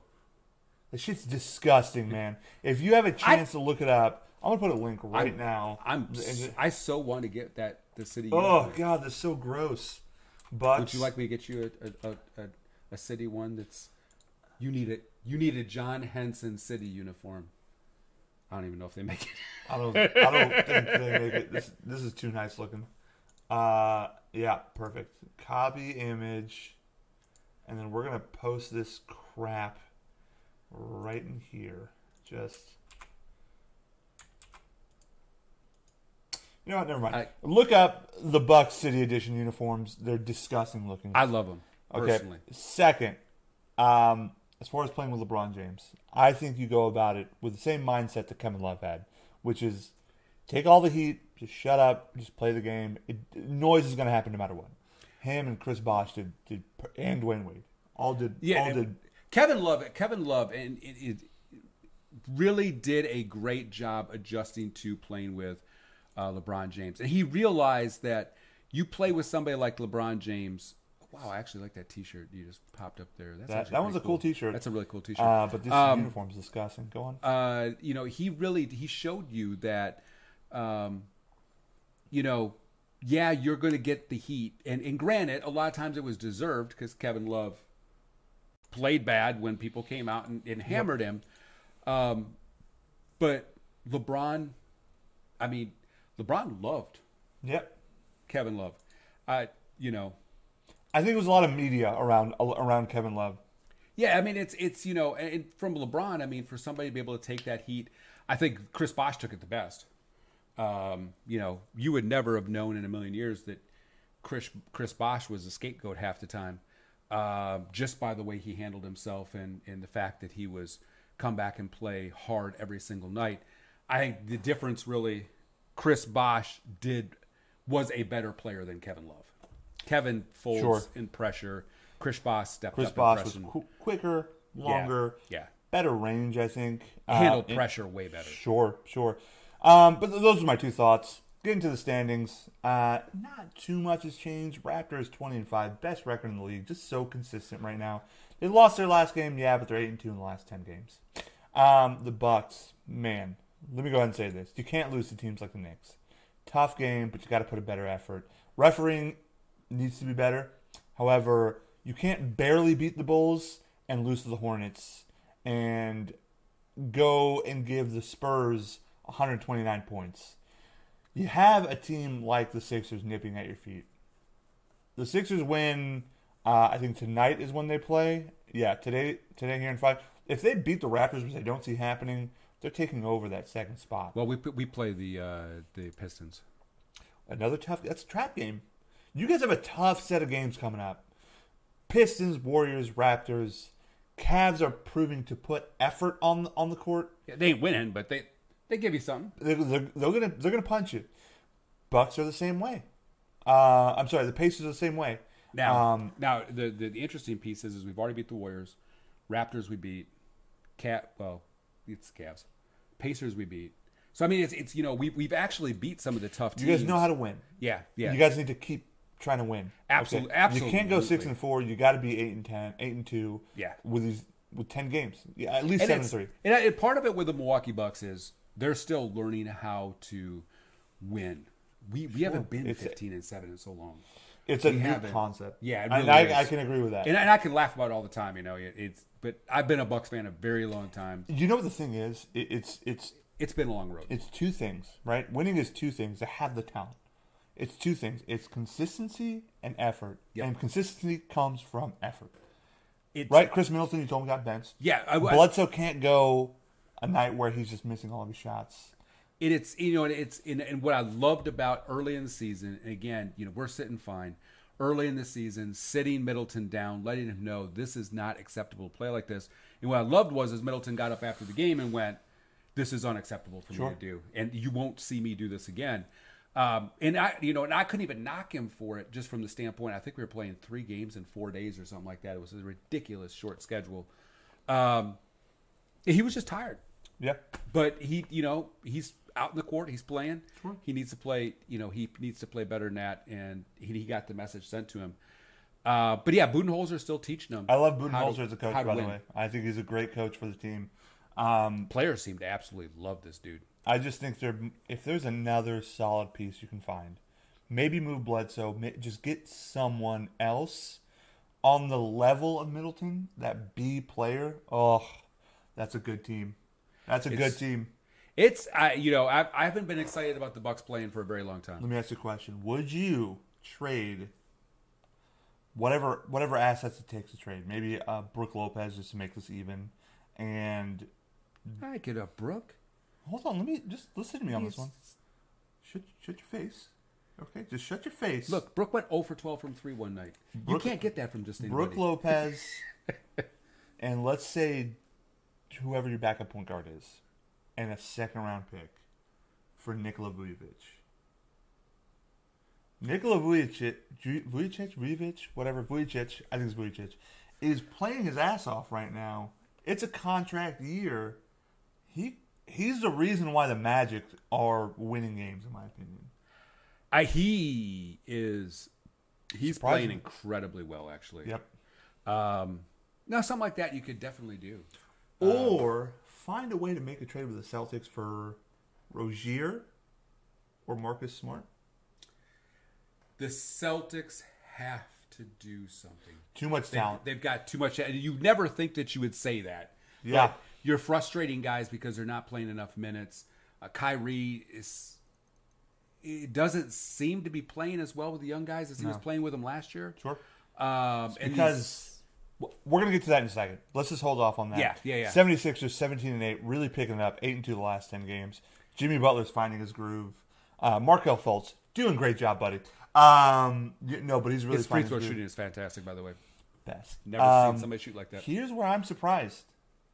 Again, the Sixers are nipping at the Bucks' heels. Absolutely. For second place. Number 4, the Pistons, 13-8, 7-3. Who would have thought Blake Griffin could just do this with a team that has Reggie Jackson, not the baseball player. Yeah, and Zaza Pachulia.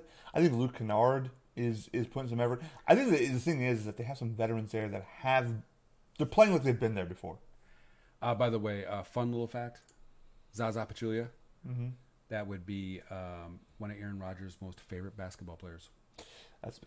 That's awesome. Blake Griffin nearly putting up a double-double every night. It's 25 points, 9.2 rebounds, 5 assists. If he can stay healthy, God, he's good. He's a great player. Playing next to Drummond, that is perfect. It's like he's playing next to a better DeAndre Jordan. Drummond's putting up 18 and 15, 18 points, 15 rebounds. Has a staggering 16.7% from 3-point. Just kidding. And then you have somebody like Reggie Jackson, who's playing 16 points, 2.5 rebounds, 4 assists, which is 4 more than I thought Reggie Jackson would have. Yeah, absolutely. Really, they're just putting consistent effort all the way through. And they're coached under, what's his name, from the Celtics? Not from the Celtics, from the Raptors last year, Dwayne Casey. Oh, that's right. That's who Dwayne Casey took So over. I think he's putting Pistons. he's putting them together real well. Kudos to them. And moving on to number 5, Pacers. The Pacers Right where looking they are. solid. Sure. The surprise is the Celtics down at 6. 13 and 10, 6 and 4. They're just overloaded with talent. So you mentioned Kyrie Irving not playing well with the young guys. I think it's because the young guys figured out that they can win without him, and they're thinking to themselves, "Well, this is my team. Why can't I be this?" Well, and let's face it, Jason Tatum, that's his team. It is. It is not Kyrie Irving's Nope. team. It's not Jason Hayward's But team. you're not going to tell that to Kyrie Irving. I think Kyrie already knows it. Do you think Kyrie's out? I think Kyrie would like to go to the Knicks. But he wants to go with someone. Well, I think the plan always was him and Jimmy Butler going to the Him and Knicks Jimmy together. Butler or KD, yeah.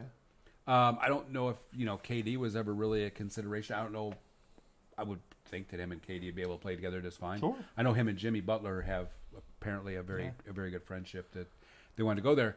And by the way, the Knicks haven't seen this much love Yeah. ever. But they need to find a way to clear the decks out a little bit. You're wasting Terry Rozier on the bench. I think that Jaylen Brown and Jason Tatum need more of a strong voice in that locker room. Gordon Hayward has zero confidence. I mean, I've watched him play a couple of games ago. It looks better than it did at the beginning of the season. Sure. But he's clearly still just Not the same player. He's nervous. I think he'll be okay. I think next year, I think you'll see Gordon sure. Hayward of old. If I he think keeps this year working is hard at it. yeah. I think this year is just going to be A wash. It's going to be a challenge for him because I think he's still getting confidence. You got the Magic at 12-12, just kind of being a team that's consistent. I don't see anybody else Better in than the I thought East. they'd be. Yeah, I don't see anybody else in the East really contending with them. Certainly not the Wizards. Maybe the Heat eventually. That's about it. Hornets, same reason. They're 11-12, and nobody else is better than them. No, and I mean, you look at the bottom of this division: the Nets, the Knicks, the Cavaliers, the Hawks, the Bulls. They're all Heck, the vying. Bulls just fired their coach. They're all vying for Zion Williamson. They are, and, Or RJ Barrett. I hope none of them get him. For his sake, yeah. For his completely. Wow. Western Conference. I just way noticed that more the competitive. Spurs are really buying for Zion Williamson as well. Man, if they got Zion Williamson, that Pop would, might stick around another 10 years. I agree with that. That would, that might be a conspiracy theory right there. Pop you might find him dancing down Absolutely. the street. We got Charles Barkley, basically. Yeah. So let's start with the Nuggets, man. They're consistent, got a lot of good B-level talent. Nikola Jokic? Nikola Jokic. God, why can't I say his name? Can't say names. Jokic, yeah. Jokic. Well, I mean, the top two Anyway, teams. he's really putting an effort out there. He's doing a good job. And then the Clippers, surprising as hell, 16-7, just taking advantage of some bum teams, and just Tobias Harris doing a good job. I mean, really, you take a look at 1 and 2, the Nuggets, the Clippers. Mm-hmm. They're both superstarless. Yep. And they are playing as teams, and they're having some fun playing as teams. Would you say the Warriors have so many superstars that they're superstarless too? Well, Steph Curry's back. Steph started getting the shimmy back the other night. and we dropped 30. I've heard DeMarcus cut. I like how we just skip over the Thunder, like in third place. And I with love 7. Russell Westbrook, by the way. Yeah. He's a tremendous athlete. He's a great ball player. I think they'll stick around the 3 spot. Somewhere between 3 and 5. Sure. Yeah. Sure. Warriors, I heard that DeMarcus Cousins might come back like after Christmas. After Christmas, they're saying. I still think it'll be maybe the first week of January, second week of January, but apparently he's looking really good. He feels real good. If that guy comes back anywhere close to 80 to 85%, the NBA is screwed. Absolutely. The last thing you need is a DeMarcus Cousins that can drop 30 super for you. healthy, and is a willing player. And he's a team player, honestly. He passes the ball incredibly well. He can grab rebounds. He's not the defensive player that Draymond Green is, but he can run circles around Draymond's offensively. Lakers at 5, finding a way to win every game. I think that they just stay consistent. They keep winning games. They'll find themselves in the top 3. You know, they're going to mess around and see that they'll be up there with a lot of the upper echelon teams. They have the talent. Let's just be honest. They have the talent. They just have to put it together with coaching, with effort, with consistency, and they can find a lot of success. And they absolutely. I've been thinking the whole time they'd be somewhere between 3 and 5. Sure. When it all said and done with, and right now they're learning how to play consistent. Mm-hmm. I think a lot of people are getting way too overamped early in the season, as LeBron is trying to get some guys some time to figure out what they got, what can they do, and everybody's losing their mind when they lose a close game because LeBron tried to get KCP involved or he tried to get Kuzma. If you're a Laker fan, all you need to remember is you had Robert Sacre, so and Ryan Kelly.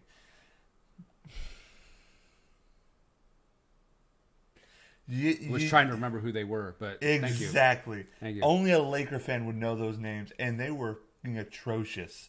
So the fact that you're up in arms that maybe LeBron's too passive or too much taking over the game, Ingram's this, that, we're in a good place right now, and I'm happy, despite my criticisms. I'm really happy that we're a 5th place team. God, I'm over the moon. Most people were thinking this would be 9 and 14 to start out because of, LeBron starts slow when he goes to a new team. Yeah. I think LeBron has done an amazing job of trying to get guys involved. I haven't gotten that wrapped up. You guys had the one blowout loss that you lost badly. Everybody went, oh my goodness, LeBron just fell apart. Y'all, blowout losses happen. Ask the San Antonio Spurs, who lost by darn near 60 the other night. It happens. And it's 82 games. It's a long year. It's a long season. He's trying to figure out who can he count on at the end of a game. You're not going to do it by taking all the last-second shots yourself. You got to get the ball to Kuzma. You got to get it to Hart. You got to get it. I like that KCP is finding his way. He's starting to make shots, putting effort in, finding his groove. Same with Michael Beasley. When he's in there, he's putting some effort there. Mo Wagner, it doesn't look bad for a rookie to me. Moving on, number 6, still surprised. These last 3 teams surprised me in different ways. The Grizzlies and the Mavericks, the 3 were one of the top 5 worst teams. And, the Grizzlies are healthy. That's the big one. They're healthy. They just signed Noah. That's right. Who will do probably nothing for them. He'll play 5 minutes. But I think that's all his knees can take. It's more defense. Surprised. I kind of hope they keep succeeding. Same with the Mavericks. I like what I'm seeing out of them. They're a young team, running. Very young. Yeah. And, I want to see good things out of them. They're sloppy a lot of the times, but man, are they still kind of exciting. I like seeing that out of them, and I'm pleasantly surprised. And then the 8th place team, I am surprised in a different way that the Trailblazers are in 8th place. They fell from 1st to 8th. They went 5-5 the last 10 games. I'm sorry, 3-7. Lost 3 in a row. You can't do that. Yeah, I mean it's still early. They're going to be okay, but they should be in the 3rd slot, not in the 8th slot. The Thunder should be in the 8th slot. And, I think the Trailblazers will get back up there. It's a long season. You have blips where you just don't play quite as well. But you're right. I mean, if anything, I would have thought the Trailblazers would have sat in the top 3 all season long. Yep. But they'll be all right. Any other thoughts on anything going on in the NBA before we move to the footballs, the NFL footballs? The NFL footballs. I think I'm pretty good in the NBA for this point in time. Okay. Really ready to talk about some terrible teams. Sure. Any terrible teams in particular? I think this first game we're going to talk about is one of those terrible teams. Awful team. Wow, they're better than the Packers right now, both teams. Thursday night. Arizona is better than Green Bay right now. Thursday night football, highly anticipated game. And not a single person predicted this would happen.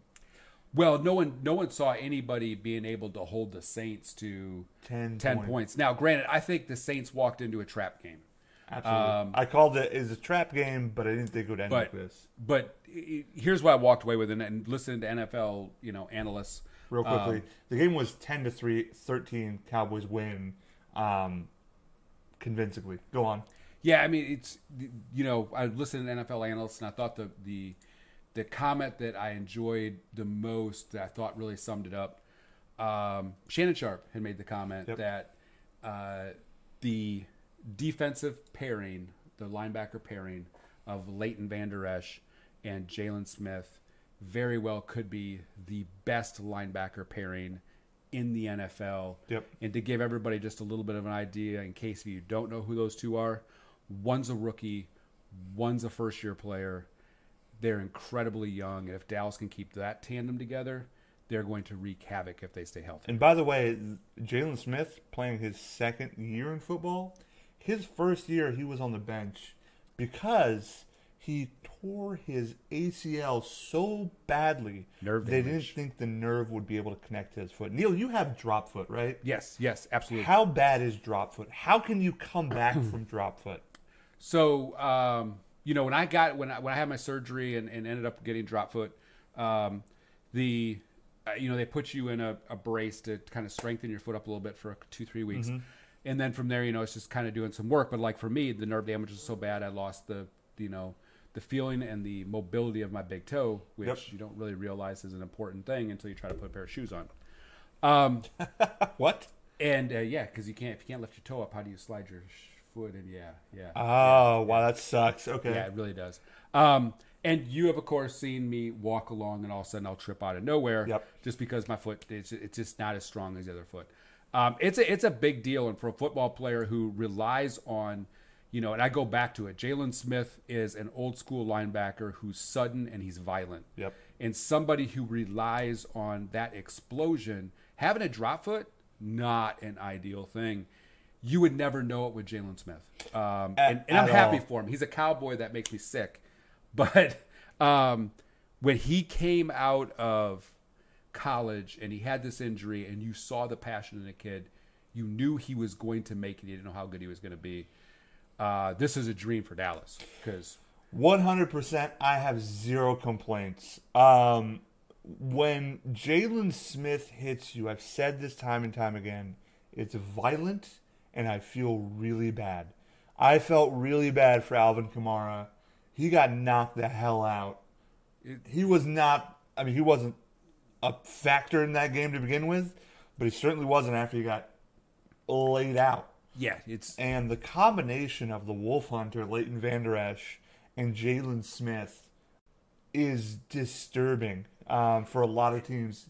And Leighton, here's the thing with Leighton, that if you don't watch football real closely, key in on the defense and watch Leighton and a good old double nickel.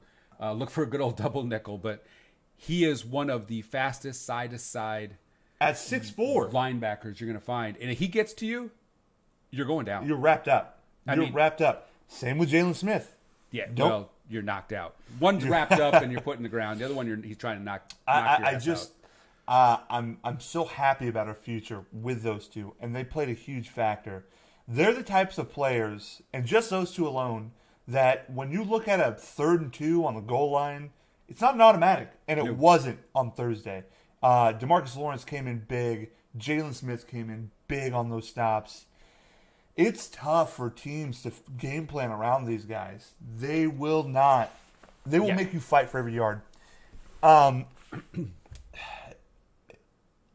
They put Breeze, the front four, they put Breeze in such a situation that for the first time ever, he went 0 for 4 in passing. He was, for most of the game, with a 69 QBR.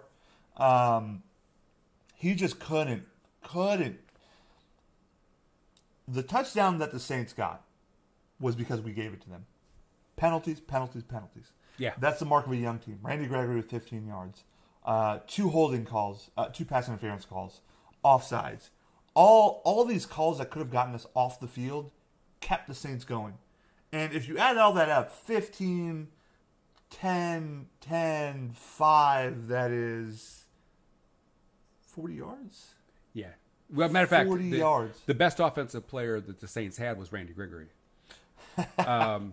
Randy Gregory, he was determined to give them some yards. Jesus Christ. The DBs are playing great. From Anthony Brown to Chidobe Awuzie, Jordan Lewis. Who's our starting DB? What's his name? Byron Jones as well. Just playing some good defense. Now, here's what I will say. You guys make it to the playoffs, which you most likely will, because the Washington is devastated. Let me just go ahead and say this. The worst thing we can do is be high on our horse right now after this win. I don't think our schedule is very walk in the parkish, knowing how this team has been playing. Right? The Eagles will put up a fight. The Colts are certainly going to put up a fight. The Bucs will put points. And the Giants are starting to find a groove. When I think you guys will beat the Eagles. I think your trap game is going to be the Colts. I think the Colts are going to beat you in Indianapolis. I just don't think we can take it easy on any of these games. Throwing that out there. Just saying. The Buccaneers depends on which team you get. Sure. You get the Buccaneers that put up 600 yards, you got a problem. Yep. You get the Buccaneers who throw 6 interceptions, they'll be fine. Which I think we're not going to find the Buccaneers to throw 600 yards against us, but they're just going to keep airing it out. Yeah. Now. Sorry. Playoffs. Y'all better hope you don't have to see the Saints. I hope we don't have to see the Saints either. Because Drew's got a really long memory. Yeah, and he wants to see and he this played again. terrible. And really, you could put this one at the doorstep of Drew Brees. He played a terrible game. He said even said I didn't play well. It won't happen a second time. I'll say this. He probably should have passed out of his backfield a little bit more. And he would have found success there. He looked too much in the middle of the field. He got scrambled by our interior lineman being in his face the entire game. I think he was too hesitant after a while. Absolutely. I will say this. We that had last 13 pick was points. terrible. The truth is, those field goals should have also been touchdowns. Yes. There were 2 fumbles that Dak Prescott had on drives that also should have been I think we should have had damn near 30 points. And the Saints should have had 3. And Dak's lucky y'all didn't lose it at the end when he fumbled at the end of the game. Absolutely. Jordan Lewis came in big. And just when he tried to throw it to the flat is where he threw a pick. And Dallas read that perfectly. Worst pass I've seen Drew Brees throw all year long. It was really bad. It was low, too. It's like, who the hell are you throwing it to? Well, that was the first question. You're watching the pass going, what did you see? Was there something in particular that I... Dallas is doing a great job on the play calling. Dak has to do a better job on holding onto the ball, and you have to finish those drives. Yes. You cannot throw it to Michael Gallup for 40 yards and not finish with that. You've got to reward your defense. You got to reward your wide receivers for all the hard work they're putting. Yeah, because these games you hit the playoffs with these types of games. You can't win with 13. Amari Cooper basically had 8 for 80. Michael Gallup had 5 for 76. Zeke had 6 for 60 on just receptions.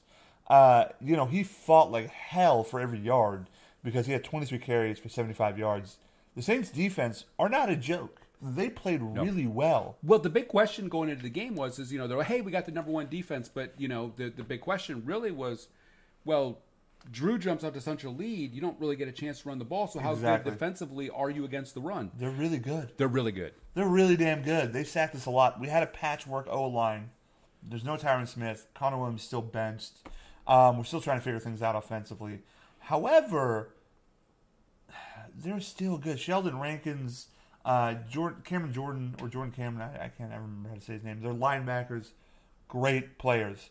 The one player who didn't show up that we made look like a punk was Eli Apple. He was a great Cowboys player. Oh, he was fantastic. Put a star on that guy's And helmet. Marshawn Lattimore could not cover Amari Cooper. He was just doing a piss poor job. Amari Cooper is a tough cover for anybody. And I know a lot of people look at the Oakland Raiders and they're like, well, before he got to Dallas this year, he just looked awful. Well, that's not Amari. Amari Cooper is one of the most sound technical runners you're going to possibly find as a wide receiver. He is just a quiet kid. He's not a big ego kid. And you mix Amari Cooper with John Gruden and you get a trade out of town. Let me ask you something. Has that trade for Amari Cooper worked out? Absolutely. Yeah, I'll do that. Because you're not going to get... I mean, if this is the Amari Cooper that is going to be playing, and I think it is, there's no reason to believe it's not, you're not going to find that kind of talent where your guy's going to be drafting. Yep, I agree 100%. And by the way, just on the note of Dallas before I forget, I just want to have a little small chant so everybody get going. All right. 4 more years. Please God. 4 more Please years. God, stop. Coach Clapp. Coach Clapp. 4 more years, guys. 4 more years. Let's get Coach Clapp a new contract. I'm disgusted by you as a person. Always be clapping. ABC. It's pretty good. Big win. Love it. That was a great win, though. Love it. Love it. It's just what Dallas needed. They look like a different team. All right, moving on.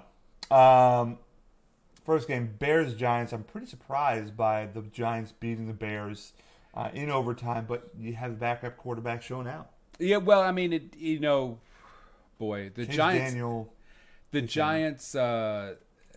Giants played a really good game. Odell Beckham a better quarterback than Eli Manning? Yes or no? No. Yes. No. But by the way, if you're the New York Giants, Odell Beckham should not be on your hands team. Yes, I know he has great hands. Odell Beckham is not diving into any pile to get a ball. No. And he looked like garbage on that onside kick. Has he been anything to you all season? I mean, is he? He hasn't even. I mean, I would say average at best. He has 77 receptions, 1,052 yards, 6 touchdowns. Which is a good season, but not for his contract. No. And he's, and what's he been in the news more for than anything else? Drugs. Complaining. Acting like an ass. I mean, he complains. So surprising loss by the Bears, in my opinion. Well, the Bears have a top 5 defense, no doubt, in the world. The Bears do not have a great offense. And so if you find a way to get to that defense at all, you have a good chance of beating them. Before I get to the Cardinals-Packers, what the hell happened here? I'm sorry, the Colts lost to the Jaguars 6-0? Yes, yeah. I did not see this game. I do know this. I legit that looked in like my head just like, all right, the Colts won that. I do believe Cody Kessler, first win. There you go. I do believe that might have been the most boring game in the world. Probably. Yeah. But yeah, 6-0. That was an exciter. Now, the breakout Mike McCarthy game. This is where Mike McCarthy put his Hall of Fame ring right. This is what sealed it to him. The Cardinals beat the Packers 20-17. This is the first time in 900 years. So one more time, ladies and gentlemen, the Cardinals, as everybody knows, did not start as the Arizona Cardinals. They started as the Chicago Cardinals back in 1920, I do believe. 1920. It's been 69 years since the Chicago Cardinals have won a game in Lambeau Field. They have traveled from Chicago to St. Louis to Arizona. And 69 years later, they actually beat us in our home stadium. That's how bad this game went. Now, if I only saw the highlights, I didn't get to see the game. Saw the highlights.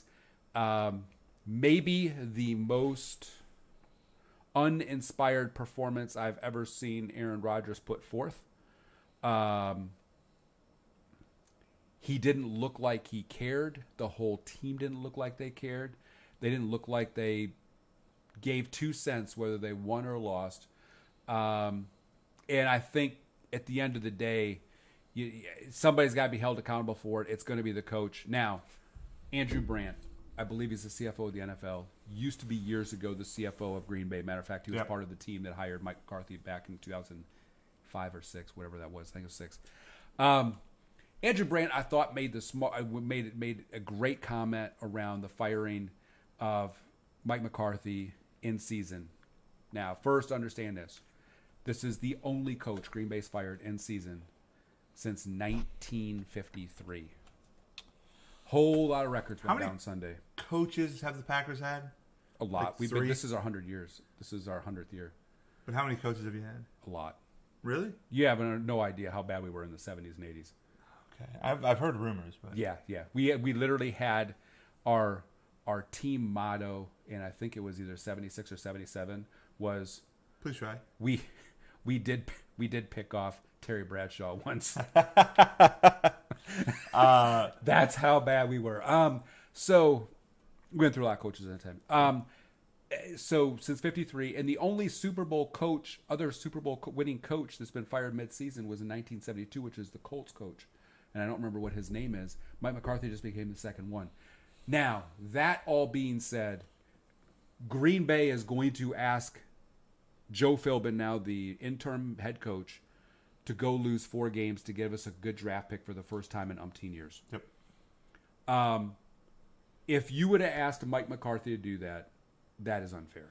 If I'm Joe Philbin, I just let Aaron call whatever he wants to call on the field. Here's my thing. You can't play a game in football, I don't care how much of a passing league it is, where you have 11 carries and 36 yards, 2 carries and 29 yards. You can't just rush for nearly nothing. Yeah. You need a consistent running back. At some point in time in this next draft, I think you should find one. Now, Aaron Jones has had a great... Actually, he leads the NFL in yards per carry.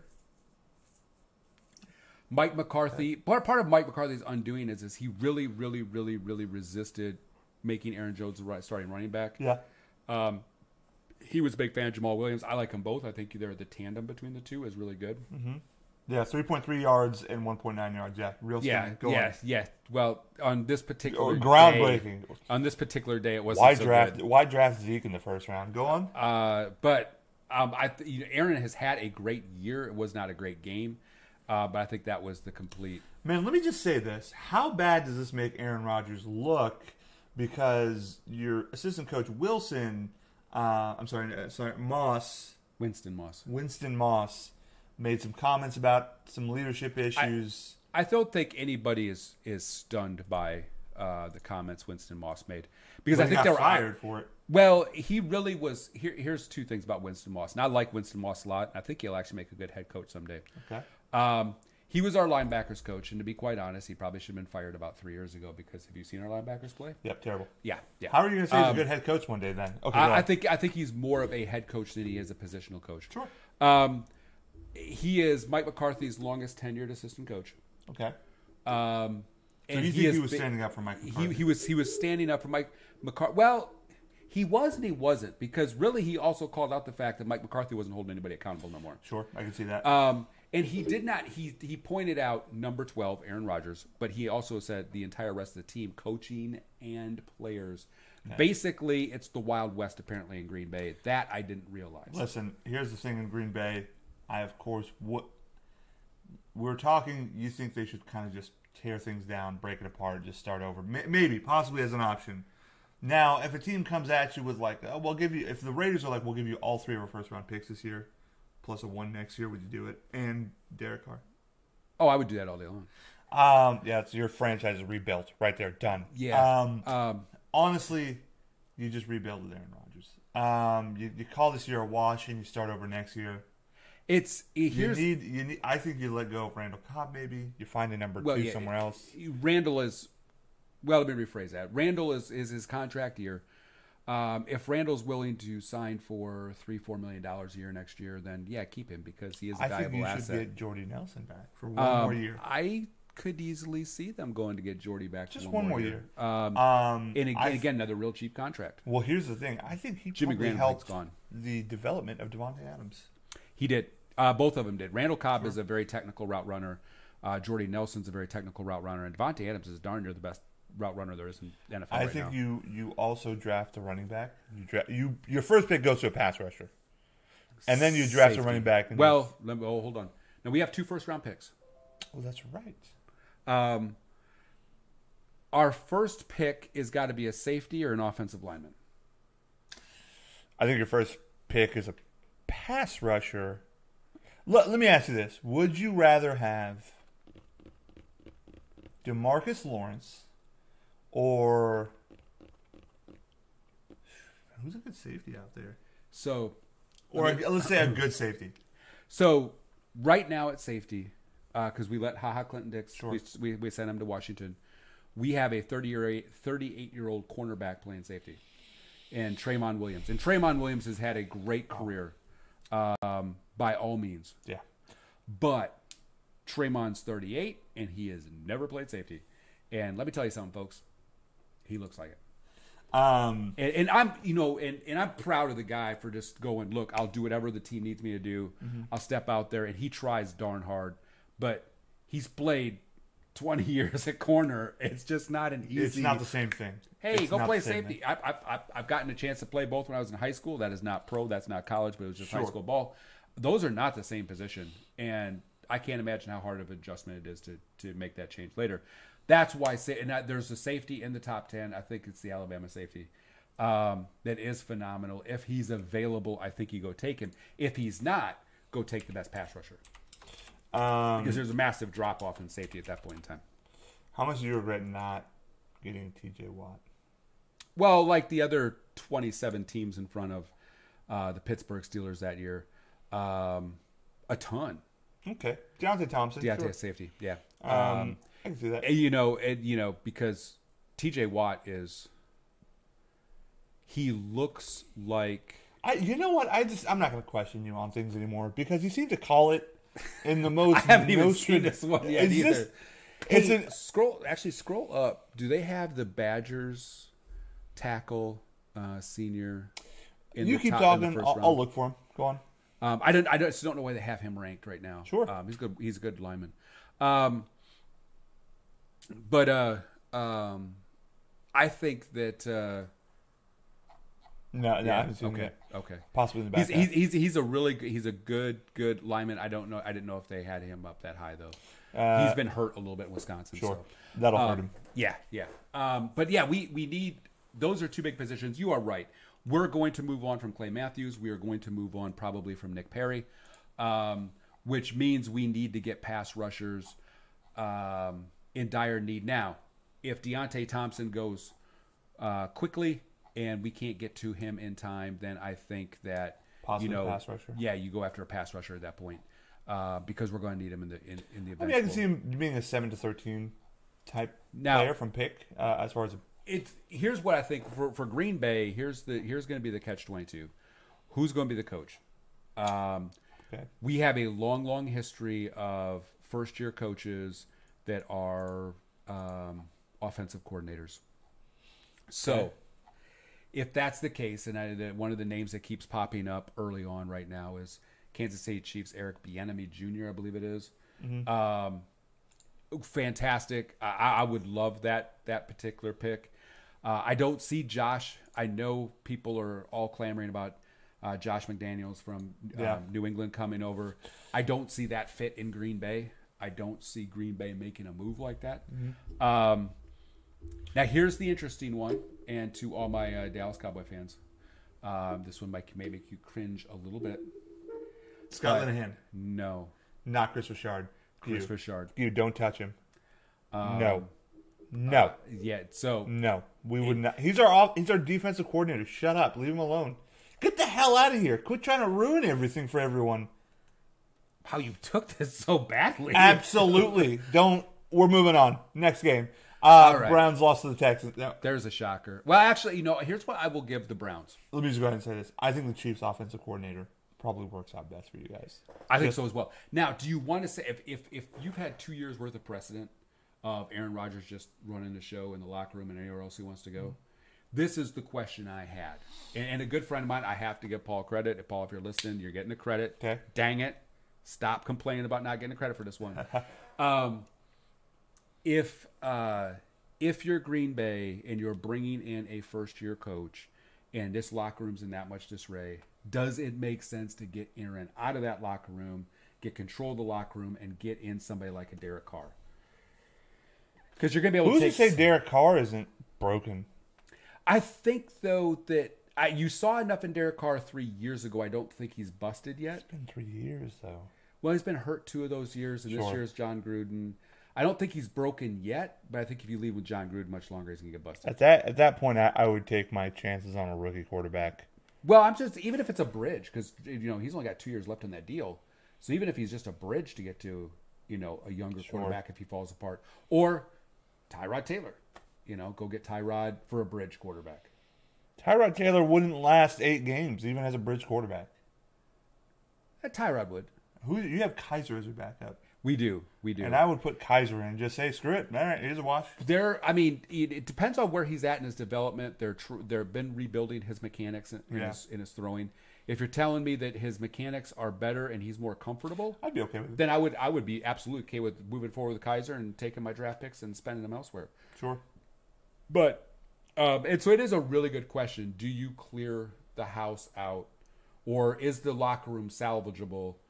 Or are you going to give Eric Bieniemy the authority to put his fist down and go, look, you're going to do it this way, or I'm going to sit your backside on the bench, and you're going to listen. I have a feeling we're going to keep talking about this as the weeks come, all the way up until and past draft day.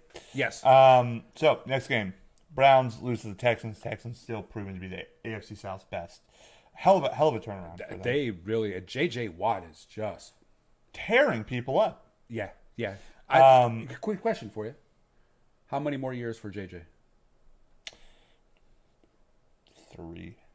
I keep thinking next year, and that's it. Really? Yeah. I think if they keep paying him, he'll play. If he's playing like this too. JJ always wanted to go out on top. If he wins a Super Bowl, I can see one more year.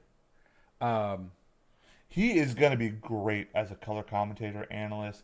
Anything he does in Houston. He could be a coach. He could do anything he wants to do. And he's awesome. He's got the personality. I love his Papa John commercials. I think they're hilarious. But yeah. Buccaneers, Panthers.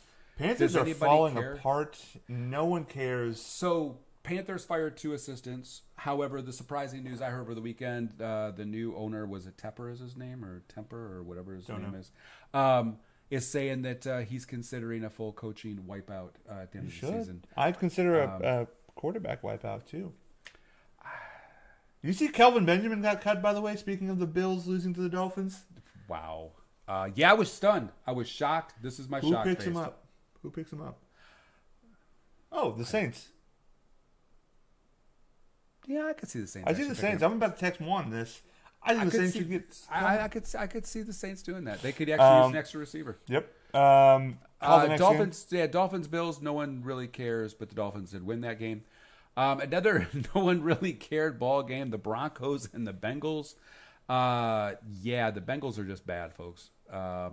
And Marvin Lewis is somehow still sitting pretty with not any worry about his job. The Ravens and the Falcons, I can't say this enough. Who really cares? The Falcons in Green Bay have been the biggest disappointments of the NFC. No one saw this deterioration coming from both teams. So, yeah, a little surprised, but the Falcons will look just awful. NFC South is terrible. Rams just destroying teams still. Beat the Lions 30-16. I fear for the Rams for the simple fact that these easy wins that they keep having, I think you need a tougher schedule. Because when they hit the playoffs, they might get a little surprised. And they don't know how to win in the playoffs yet. And of course, they have no control over their schedule, but they have had an easier schedule this year than what it looked like in the beginning. Chiefs 40-33 against the Raiders. That's too close of a game. Too close of a game. Yeah, well, that is the proof anybody needs to know how bad is the Chiefs' defense. It's 33 points to the Raiders' bad. How bad is the Titans in their defense? 26-22, they beat the Jets. With the young and spry. There we go. Josh McCown at quarterback at 40 years of age. Sure. Yeah, the Titans they look so good in spurts and they look so bad in other spurts.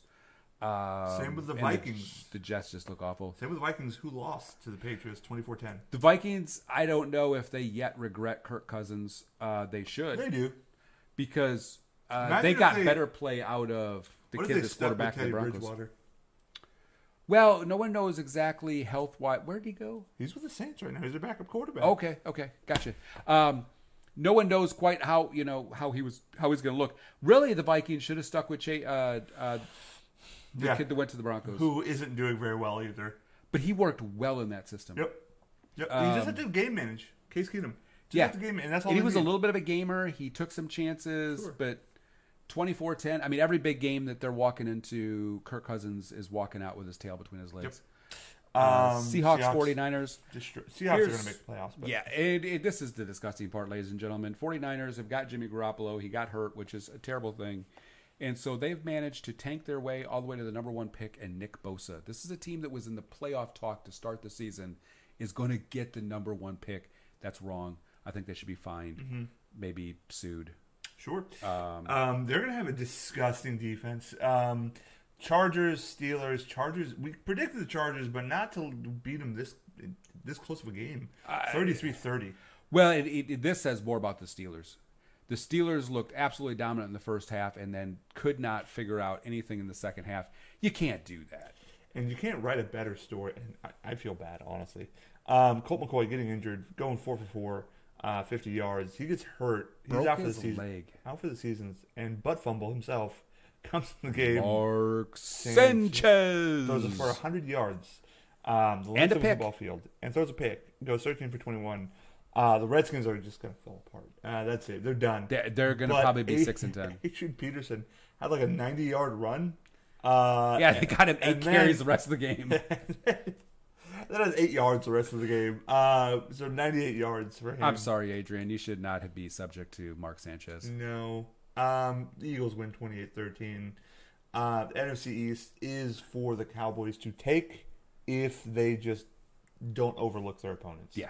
I'm still scared. Because I really want to get to the end of the year and hear Jerry Jones announce that 4-year contract so I can just start to chant I hate you. 4 more years. I'm going to laugh in your face to win the Super Bowl and more then also years. be sad because we're going to sign him for a lifetime. I always say, you win a Super A Bowl, lifetime. that's a 10-year deal right there. Jesus Christ. At $10 million a year. It's going to be in Jerry Jones' will when he goes to the grave. You're not firing Jason Garrett. We're going to quickly run through these games because it's about 8 o'clock and Nora needs to get picked up. So, week 14, Jags-Titans. Who you got? No one cares, but I'll take the Titans. Take the Titans. Panthers-Browns. I'll go Browns. Browns. Panthers are looking terrible. Ravens-Chiefs. Chiefs. Colts-Texans. Texans. Texans. Patriots-Dolphins. Actually, this is my Dolphins pick. The Patriots have terrible luck in Miami. They sure do, but I'll pick the Patriots anyway. Giants-Redskins. I know you want to say Redskins. I gotta say Giants because Washington has butt fumble Yeah, they do. and no backup right now. I'll say the Giants too. Saints-Bucks. Saints. That's a revenge game from the first game of the year. Yeah, I know. I'll say Saints. Saints. Yep. Falcons-Packers. Another who cares. But I'm gonna actually go the Falcons because I think the Packers are gonna try to lose this I game. know you don't want this, but I'm gonna say the Packers. Jets-Bills. Bills. Yeah. Bengals-Chargers. Chargers. Broncos-Niners. Broncos. I'll be in the air for this game, sadly. I'm coming back from California. Game starts at 3:25. Cowboys-Eagles. Oh man, I'm gonna say the Cowboys are gonna win this game. I just don't think the Eagles don't have a They have defensive no backfield. DBs. They have none. So the Cowboys, in my opinion, also take it. Steelers-Raiders. Steelers. Lions-Cardinals.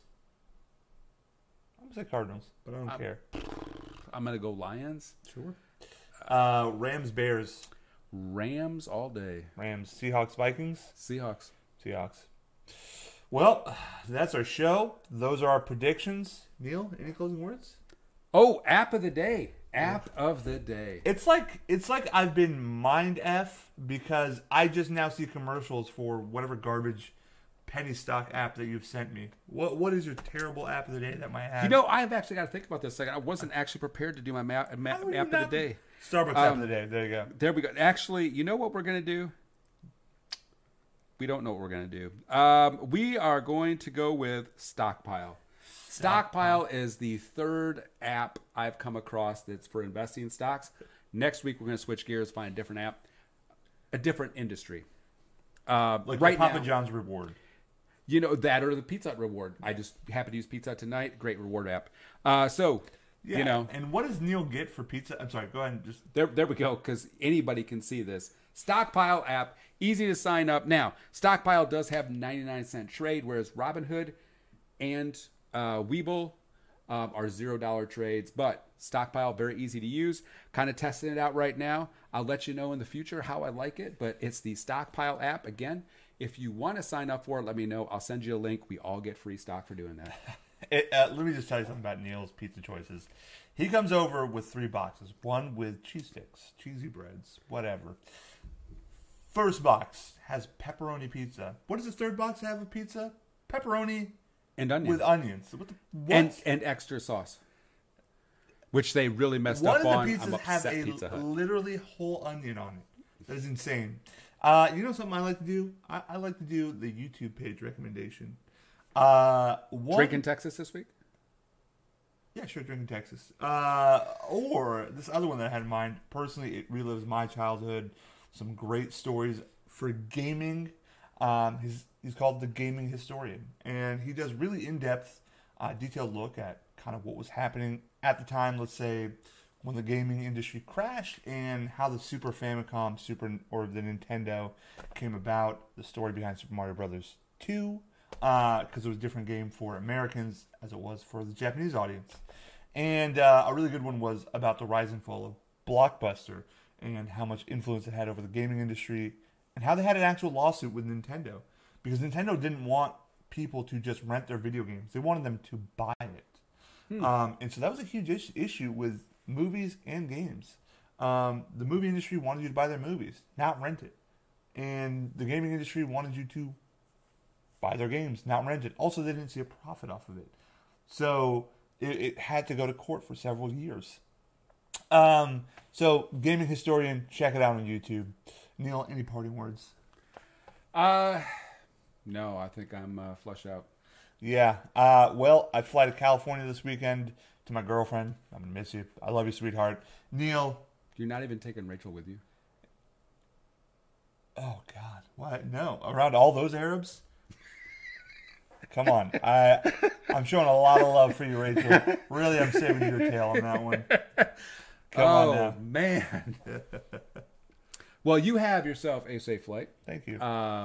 Hopefully the Cowboys somehow break their legs and lose. You mean like the Packers? Okay. Yes, exactly like that. But then you lose your coach if that happens. Ooh, gosh, I would love that. But no, have a safe flight. Thank you. And we'll be back at this again next week. Well, thank you guys for joining us. Have a great weekend. See you guys next week. Thanks for joining us. Peace.